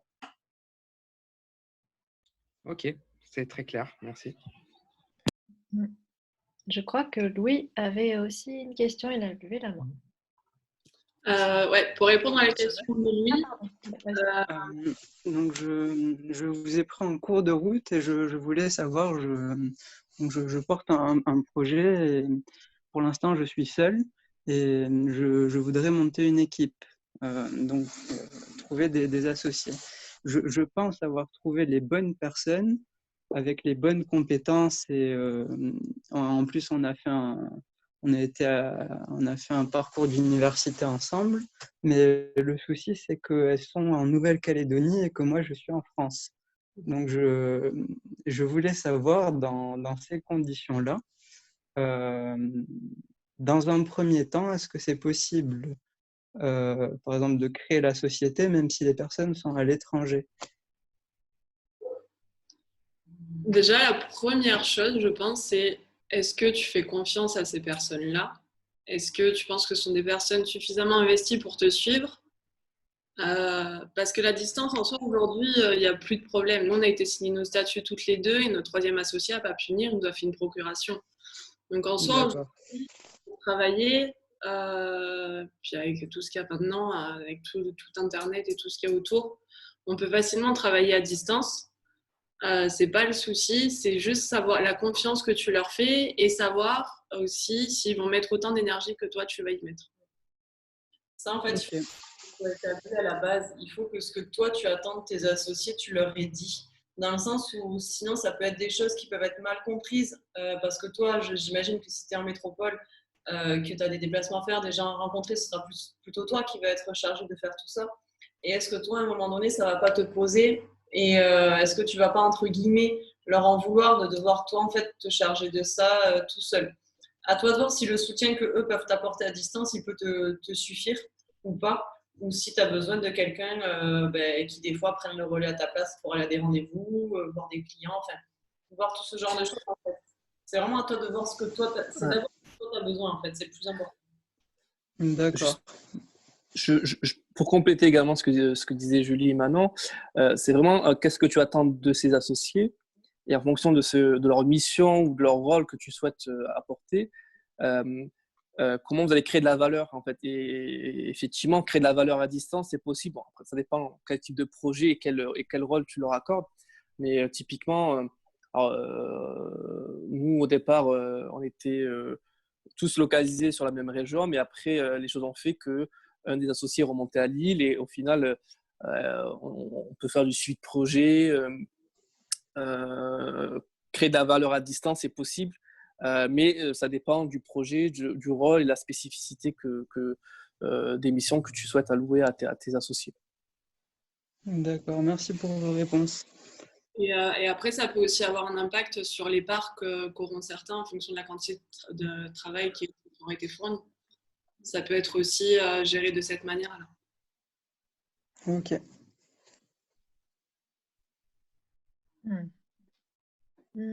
Alors là, en fait, on arrive à un moment charnière, c'est qu'on est censé terminer l'entièreté de l'événement, mais de 1, on n'a pas terminé nos questions, et de 2, on n'a même pas fait la partie 2, c'est-à-dire dispatchement dans les salles. Donc, je propose qu'on continue un petit peu, si ça vous va, une vingtaine de minutes, si vous en avez le temps, les témoins et les participants, pour qu'on puisse continuer peut-être les questions, sachant qu'on est une vingtaine, donc maintenant 18. Donc à voir si on veut vraiment faire les salles dispatchées ou si les gens veulent ensuite se poser des questions. Mais les 2 dernières questions me semblaient assez d'actualité. Canlé, je ne sais pas si tu veux poser la prochaine question. Oui, justement, je vais plomber l'ambiance un peu, mais je voulais que vous nous parliez de la crise, justement, de la crise du Covid, si elle a eu des impacts sur vous et si éventuellement il y a une opportunité qui va émerger de tout ça. Nous, la crise Covid, du coup, ça a eu des retards sur... là, pour l'instant, on a une technologie qu'on va commercialiser. Il manque encore un peu de dev à faire. Donc, on a eu pas mal de retard par rapport à ça. Donc, on s'est adapté. Avec Julie, ça faisait quelques mois qu'on parlait de faire une campagne de crowdfunding, qu'il faudrait qu'on s'y mette. Mais vous avez dit qu'il fallait quand même beaucoup de temps pour s'y préparer, pour préparer la campagne, tout ça. Donc, quand on a vu le confinement arriver, Julie était partie voir sa famille sur Marseille, moi restée à Perpignan. Au final, Julie bloquée à Marseille et moi à Perpignan. Et on s'est dit, là, on est sûrement là pour 2 mois. Donc, on va se lancer à fond dans cette campagne.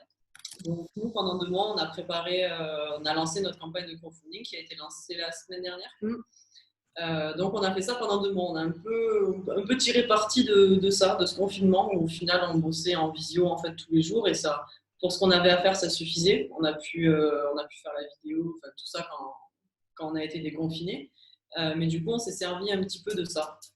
Et ça nous a permis, là on est dans notre projet, c'est vraiment, on va commercialiser des technologies pour la protection de la biodiversité, donc on est en plein dans une des thématiques actuelles avec le développement durable, avec tout ça, donc ça nous permet d'être, entre guillemets, encore plus dedans, à fond dans ce sujet-là et en adéquation avec le nouveau monde qui sera question.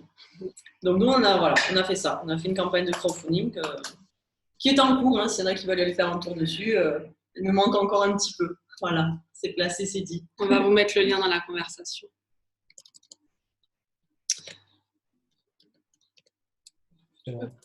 Nous, on a de la chance, c'est qu'on était dans le tourisme il y a 1 an et qu'on a complètement arrêté. Et en fait, là, on n'est pas les bons exemples de la crise, puisque nous, notre taux de croissance, il a fait x2 pendant le Covid, puisqu'en fait, d'un seul coup, nous, on permet aux entreprises de trouver des clients facilement sur Internet, en B2B. Donc, vous n'avez plus de salon, vous n'avez plus de possibilité d'emmener vos clients en resto, vous n'avez plus d'événements. Donc, en fait, le seul canal d'acquisition que vous avez, c'est Internet. Et sur le B2B, c'est LinkedIn. Et nous, vu qu'on était sur LinkedIn, clairement, ça nous a plus bénéficié. Donc, on n'est pas le bon exemple de la gestion de crise.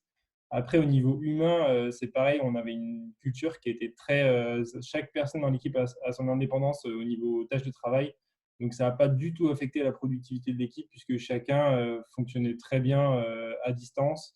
Et il suffit d'un petit visio par semaine en équipe. Quand vous êtes 6-7, ça se fait très bien. Donc, pas du tout le bon exemple sur une gestion de crise difficile.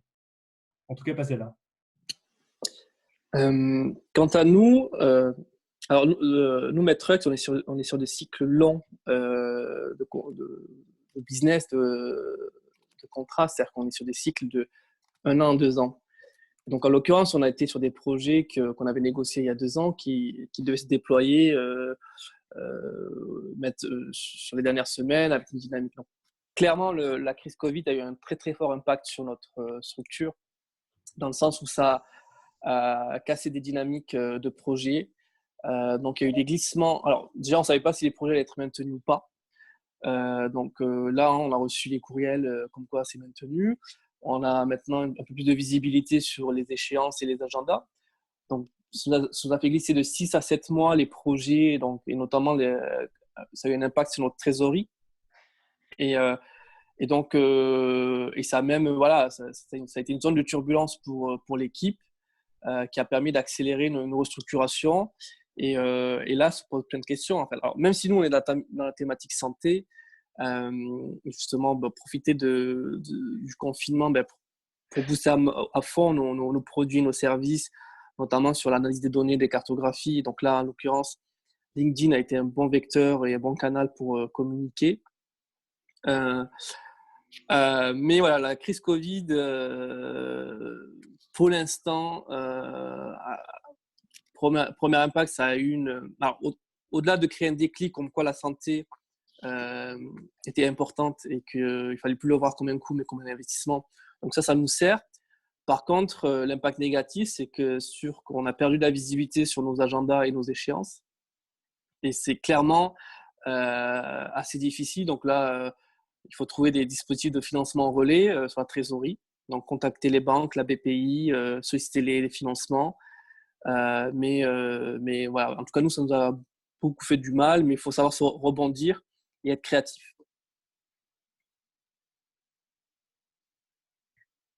Ok, merci. Il y a 2 questions qui sont arrivées entre-temps. Il y en a une de Louis qui demande quel était votre premier financement hors rapport personnel.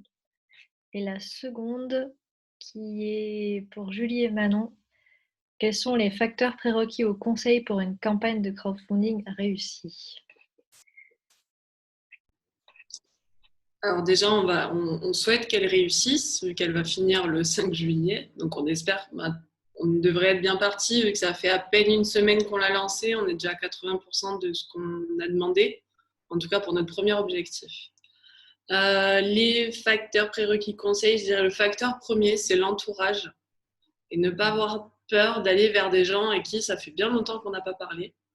Nous, une très grande partie, c'est notre entourage qui nous ont permis d'arriver à ces plus de 3 000 euros, et même de l'entourage très lointain. Donc c'est déjà la première chose, c'est même auparavant, au risque de paraître un peu hypocrite, disons, c'est essayer de reprendre contact avec des gens avec qui ça faisait longtemps avec qui vous n'avez plus contact, mais juste parce que le temps est passé et ne pas avoir peur de reprendre contact avec ces personnes-là. C'est aussi augmenter ses relations sur LinkedIn, par exemple. En prévision du crowdfunding, je crois qu'on a gagné, moi, sur mon compte perso, j'ai gagné entre 800 et 900 relations. Alors, il n'y a pas beaucoup de sources du financement là-dessus, mais en tout cas, ça fait déjà une audience beaucoup plus élevée. Et ensuite, c'est savoir se mettre à la place des contributeurs. Nous, notre projet, c'est quelque chose de très spécifique, comme tous les autres d'ailleurs. On est en B2B. Donc, ça ne s'adresse pas au grand public. Donc, déjà, faire de la prévente, c'est très difficile, vu que ça aurait été s'adresser qu'à une niche du marché, un marché de niche. Donc, c'est savoir tourner le projet de sorte à ce que ça puisse toucher tout le monde. Et c'est pour ça que nous, notre crowdfunding, ça s'est tourné sur trois facteurs, enfin trois leitmotifs, on va dire.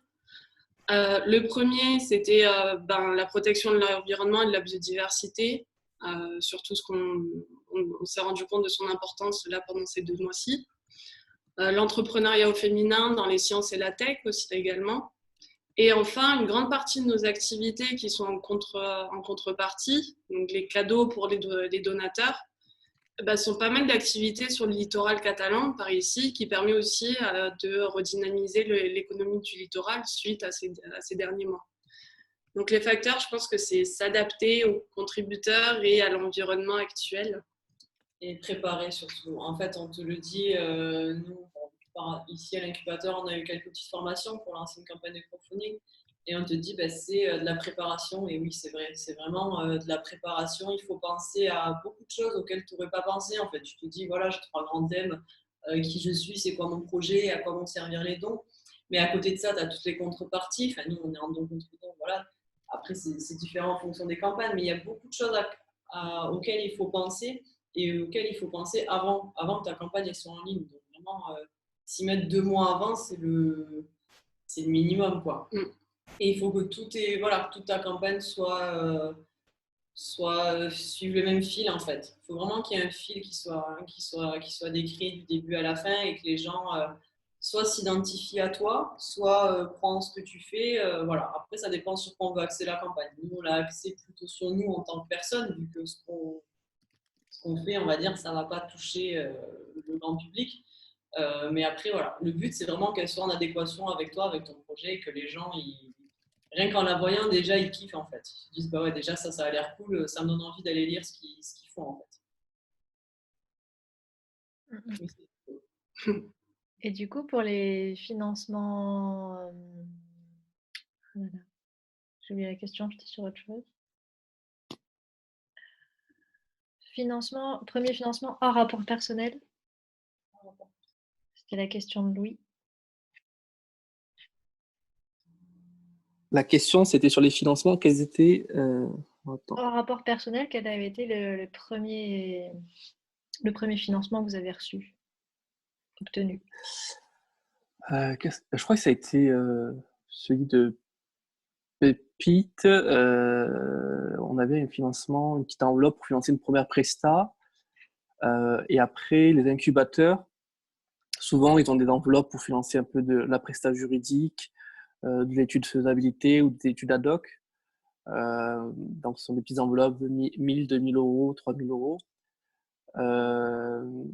Ensuite, ils sont arrivés les concours et les dispositifs de financement publics tels que la bourse French Tech. Ok, merci. Moi, j'en ai parlé tout à l'heure. On a fait Créalia en premier, bourse French Tech en deuxième, et après, on a eu un peu de Love Money. Mais finalement, si on n'avait pas échoué sur notre premier produit, on n'aurait pas eu besoin de cet argent-là parce qu'en fait, il nous a permis de tenir 1 an et demi sans chiffre d'affaires Et une fois qu'on a eu lancé notre produit, 2 mois après, on était rentable. Et donc c'est pas forcément le focus principal aussi si vous êtes capable de générer du revenu après. En fait, ce qui est intéressant dans le financement, on ne peut pas prédéfinir si tel choix est bon. En fait, peut-être que même ce qui est intéressant dans le parcours de Toinon ou même dans le nôtre, c'est qu'on a eu des échecs, mais on a eu besoin de passer par ces étapes-là pour se rendre compte qu'il fallait faire ça en fait. Et même après coup, si j'avais su, j'aurais pas dû faire ci, j'aurais dû là.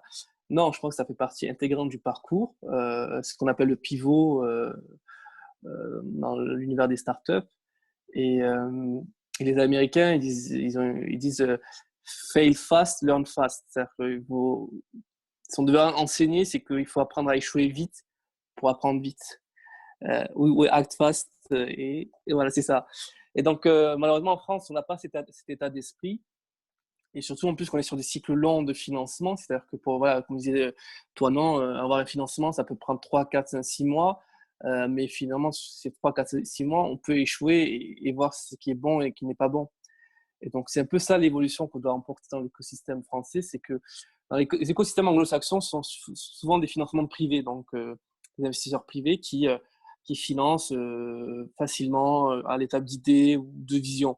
En France, non, il faut démontrer, il faut écrire, remplir des dossiers. C'est fastidieux, ça prend du temps, mais c'est la façon de faire à la française. Alors, ça a ses avantages, ses inconvénients. Par contre, voilà, ça a un impact sur la durée de maturité ou d'échec d'un projet pour qu'il puisse pivoter, et c'est ce qu'on peut regretter un peu.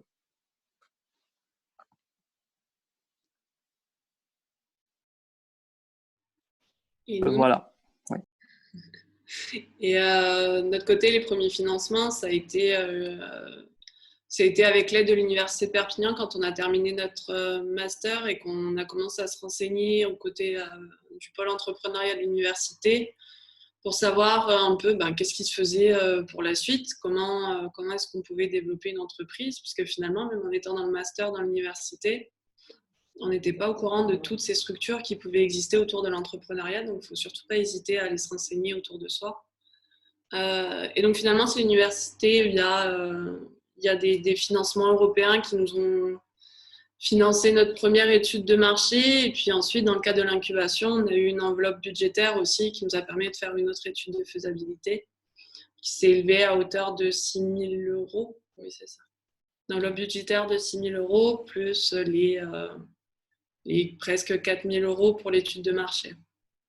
Mais finalement, ça aide à faire, c'est surtout de la prestation et on ne peut pas avoir cet argent-là et en faire ce qu'on veut non plus, puisque ça reste quand même de l'argent public. Donc, il faut qu'il soit, souvent, ils passent pas, c'est des prestataires directement et ce n'est pas de l'argent que nous, on a dans la main.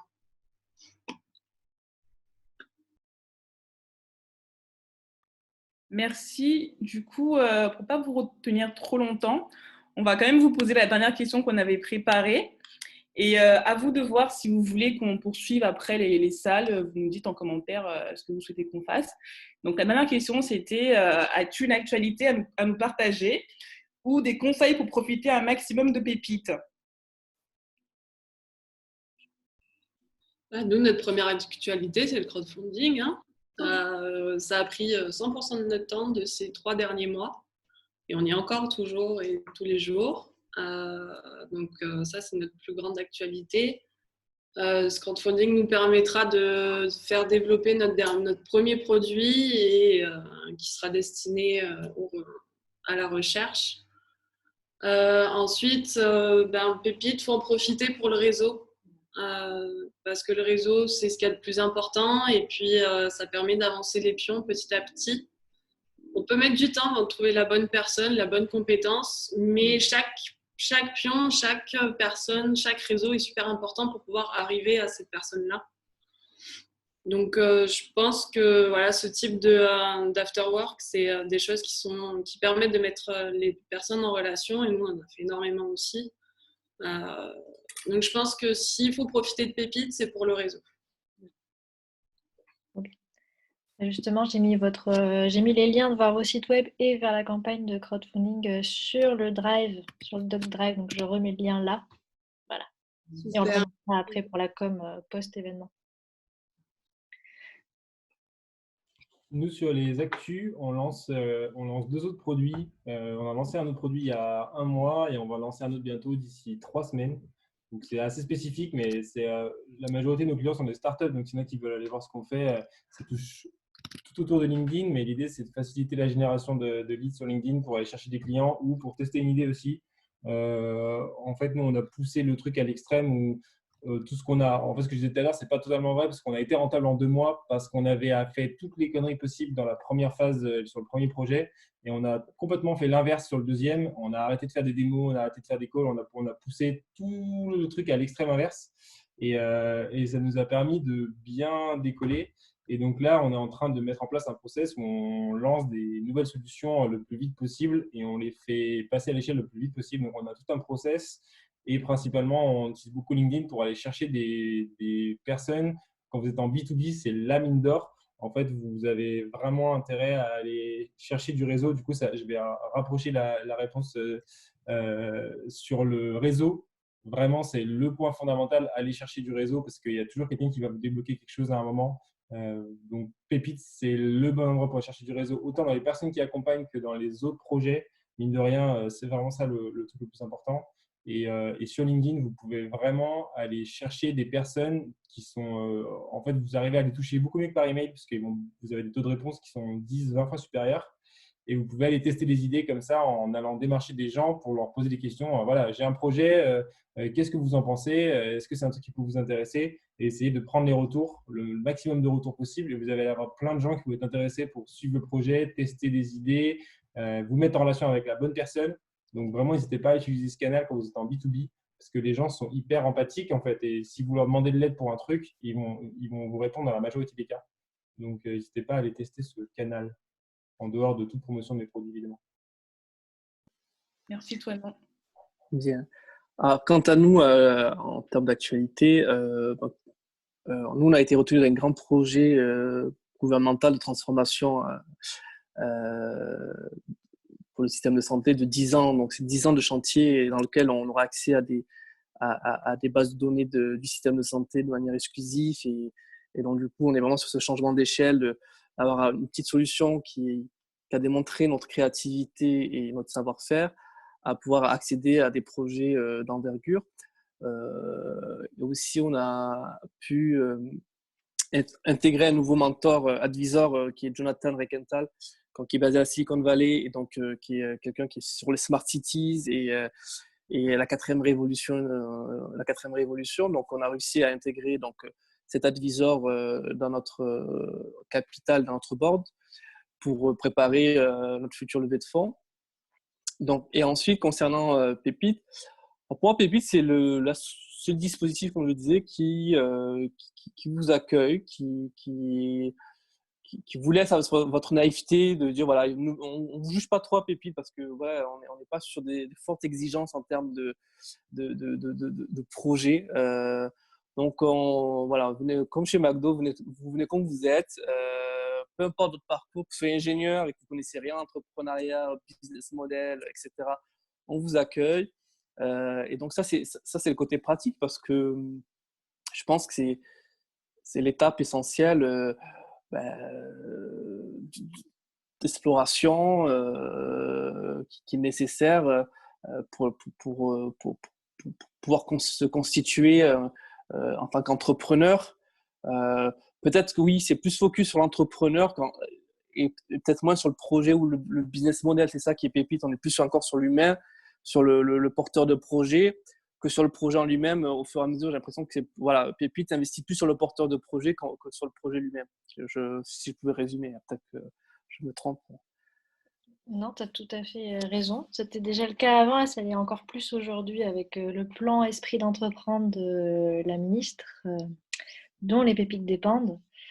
Frédérique Vidal qui a annoncé son plan Esprit d'entreprendre qui implique de développer ses compétences entrepreneuriales et son envie de se développer à travers un projet pour ensuite soit créer sa boîte, une association ou faire de l'intrapreneuriat. Et voilà, ça a une résonance particulière avec le Covid et la crise actuelle où pouvoir être autonome et se dépatouiller et créer son avenir de façon autonome devient indispensable. Voilà. Donc effectivement, Anas, tu l'as bien décelé déjà aux racines de Pépite quand on était encore tout petit. C'est bien ça. On mise sur les porteurs de projets plus que sur les projets en eux-mêmes. Et après, c'est vous avec les autres acteurs qui apprenez et qui déconstruisez, pivotez. Et voilà. Évoluer, quoi. Comme la vie. Bref, sur ces paroles philosophiques, j'ai l'impression que les salles, soit ça emballe pas grand monde sur le chat, soit vous l'avez, enfin, comme je ne les ai pas bien expliqués, du coup vous voyez pas l'intérêt. Donc je vais expliquer, comme ça on saura si vous êtes intéressé pour faire un petit moment dans les salles. Le principe en fait c'est de dispatcher les gens dans des salles virtuelles. Là on est tous dans la même salle virtuelle et ensuite on pourrait créer par exemple 3 salles, donc une avec Anas, une avec Toinon, une avec Manon et Julie. Et comme ça, vous pourriez poser des questions plus précises et peut-être que ce serait plus simple pour vous, vous, public. Donc voilà, dites-nous si ça vous intéresse. Je vois que Toinon, Julie et Manon sont dispo pour faire des salles particulières. Ça pourrait durer, je ne sais pas, disons 10 minutes parce qu'on a déjà un peu débordé sur notre timing. Et on pourrait se retrouver 10 minutes plus tard pour, comme le soufflait Canlet en message privé, pour tous trinquer et faire le petit ting de l'apéro tous ensemble pour terminer cet afterwork ensuite. Voilà, donc ok, ça marche. Bon, ça va peut-être faire des petites salles parce qu'on est, on est de moins en moins nombreux, c'est normal.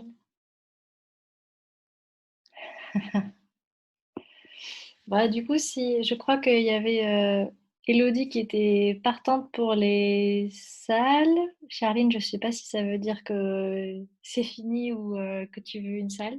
Je suis pas très sûre de la réponse. Donc, si tu veux, Elodie, tu peux adresser ta question en direct. En direct, peut-être qu'on ne va pas faire les salles s'il n'y a pas plus de réponses positives. Ok, merci Charline. Elodie, tu veux adresser ta question? Oui. Du coup, c'était pour Anas qui, du coup, le projet, si j'ai compris, il est au Maroc, c'est ça? Ah. Hop, voilà, c'est avec le micro, c'est mieux. Donc, je te disais, Elodie, le déclic s'est produit au Maroc. En fait, la problématique a sauté aux yeux au Maroc, avec une ambition de commencer sur le territoire. Et on a co-développé entre Casa et Montpellier. En fait, je suis incubé à Montpellier et à Casa. Et en parlant du projet pour le Maroc, d'autres acteurs du territoire, de la région, de la France disent, nous aussi, on a la même problématique, votre solution nous intéresse. Donc, on s'est recentré sur la France. Et comme quoi, en fait, un projet on peut avoir un déclic sur un territoire et se dire, voilà, je veux lutter contre ça ou améliorer ça et trouver son marché sur notre territoire, en fait. D'accord. Voilà. Parce qu'en fait, mon interrogation, c'est que moi, je voulais participer au prix Pépite, au concours. Mais du coup, mon projet étant concernant d'abord la Guyane et l'Amazonie en général, puisque ça pourrait intéresser le Brésil ou le Suriname et tout, j'hésitais à postuler parce que je me suis dit que les gens qui vont postuler vont avoir des projets pour l'Occitanie et pas nécessairement des projets à l'international. Enfin, bon, la Guyane, c'est en France, évidemment, mais voilà, du coup, j'avais cette hésitation-là. Je viens de dire, tu as raison d'avoir un peu cette inquiétude. J'allais dire, maintenant les problématiques et les enjeux sont de plus en plus globaux. On nous demande souvent de réfléchir global sur les problématiques. Donc, adresser une problématique en Guyane, c'est ça, ou en Amazonie, ne pose pas de problème. Après, oui, il y a une dimension, voilà, il faut qu'il y ait des retombées au niveau du territoire. faut savoir que l'Occitanie, ça peut être la création d'emplois, la mobilisation d'expertise du territoire de l'Occitanie pour d'autres territoires. Donc, il faut aussi travailler sur ces axes-là, dire que tu risques de créer de l'emploi ici, que l'Occitanie a une expertise qu'elle peut exporter ou déployer sur d'autres territoires. Donc, parce que la région qui finance le concours doit aussi avoir des retombées au niveau local. Donc, c'est souvent les conditions. Après, trouver un bon équilibre. Mais sinon, avoir une dimension internationale ou globale, ça ne pose pas de problème. Parce que dès le départ, on cherche à répliquer des solutions et à les transposer. Ok, merci. En l'occurrence, pour le prix Pépite, je crois effectivement qu'on te demande de créer l'entreprise en France. Pas forcément dans la région Occitanie par contre, parce que c'est un prix national. D'accord, ok. Merci. Avec Avec plaisir. plaisir. Ah, si c'est en France, du coup, la Guyane est en France. Avec carrément. Il y a des. Je Il y a un pense que pépite Guyane. Il y a un pépite Guyane d'ailleurs. un pépite Guyane. Merci. Avec plaisir. Eh bien, j'ai l'impression qu'il n'y a pas d'autres questions. Si ce n'est peut-être, auriez-vous un dernier conseil ou même si vous avez déjà donné conseil réseau, mais quelque chose qui ne vous serait pas venu, vous n'êtes pas obligé, mais si jamais ça vous pop dans la tête, n'hésitez pas avant qu'on trinque tous ensemble. Si, moi, j'aurais un truc à dire sur la vraie raison pour laquelle nous, on n'a pas réussi notre premier business et on a mieux réussi le deuxième, c'est la notion de focus. En fait, on en parle un peu, ça revient un peu sur les concours et et en fait sur les gens qui, ouais, voilà, l'entrepreneuriat, les startups, ça intéresse tout le monde.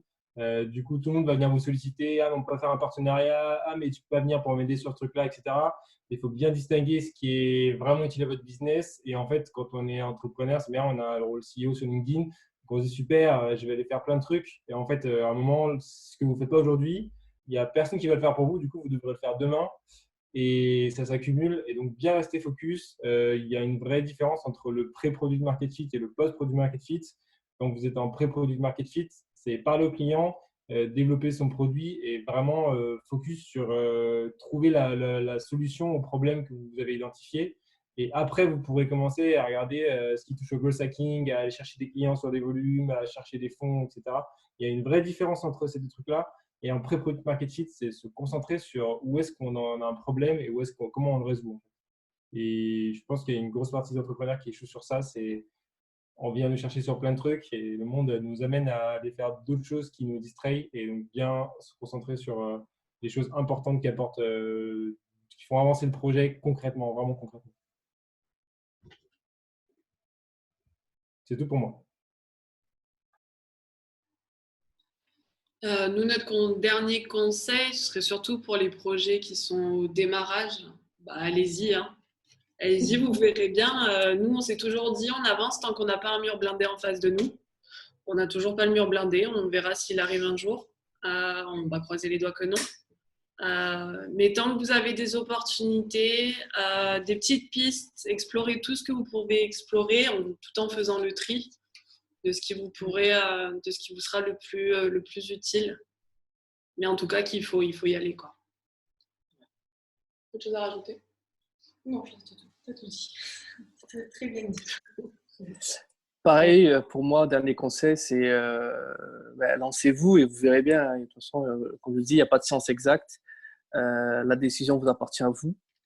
Et voilà, lancez-vous. Il faut le prendre comme une aventure et un challenge. Et dire que ça va être difficile, mais aussi stimulant. C'est une sorte de liberté, mais qui a un coût. Donc, l'entrepreneuriat, c'est effectivement, comme disaient Julie et Manon, c'est cette liberté de pouvoir avoir un impact, de gérer son activité, mais à quel prix? Donc, voilà, après, à vous de mesurer si vous êtes prêt à consentir à ce prix-là. Et il n'y a pas de trajectoire prédéfinie. Par contre, ça, on ne peut pas. Et justement, ce que je trouve stimulant dans l'entrepreneuriat, c'est que dans 2 mois, 3 mois, on ne sait pas ce qu'on va faire, en fait. Et il n'y a pas de routine. Et alors, à la fin inquiétant, mais pour moi, c'est ce qui me permet aussi de ne pas m'ennuyer et de voir les évolutions. Donc voilà, Pépite, je pense qu'elle a démontré qu'elle pouvait créer des pépites de demain. Hein, ça prend du temps. Et bravo aux entrepreneurs et aux futurs entrepreneurs. Merci beaucoup à vous. Ouais, merci à tous. Je vois que Jason, il est intéressé pour les salles avec Anas. Donc, moi, ce que je vous propose, c'est qu'on trinque tous maintenant, tant qu'on est tous là, et qu'ensuite, on se répartisse dans les salles. Je peux couper l'enregistrement, comme ça, je vous laisse choisir, et s'il n'y a personne dans la salle, est-ce que ça vous va? C'est pas évident à distance, hein. Le but, c'est que vous allez tous chercher un verre, ou n'importe quoi qui fait du bruit chez vous, et on va tous trinquer. Je vous montre l'exemple, ça doit faire ça, pour ceux qu'on ne voit pas. Il faut que vous cogner contre quelque chose pour que ça fasse du bruit. Moi, ça me va. À la vôtre. Ouais. Merci beaucoup pour ces informations. Merci à tous. Je crée les salles juste après. Ouais, c'est très enrichissant. Merci à tous d'avoir pris du temps dans vos plannings et aussi parce qu'il fait très beau. Donc, merci d'être restés devant un ordinateur. J'espère que les prochains after, on pourra les faire en présentiel ou à moitié présentiel. Merci à tous. Très bonne soirée à ceux qui doivent y aller et Oui, on va continuer avec ceux qui veulent faire les salles. Ça marche. On peut applaudir, on vous entend. Hein. Vous pouvez activer vos micros et applaudir. Ça c'est possible encore. Ok, ça marche. Alors, je coupe l'enregistrement. Merci à tous.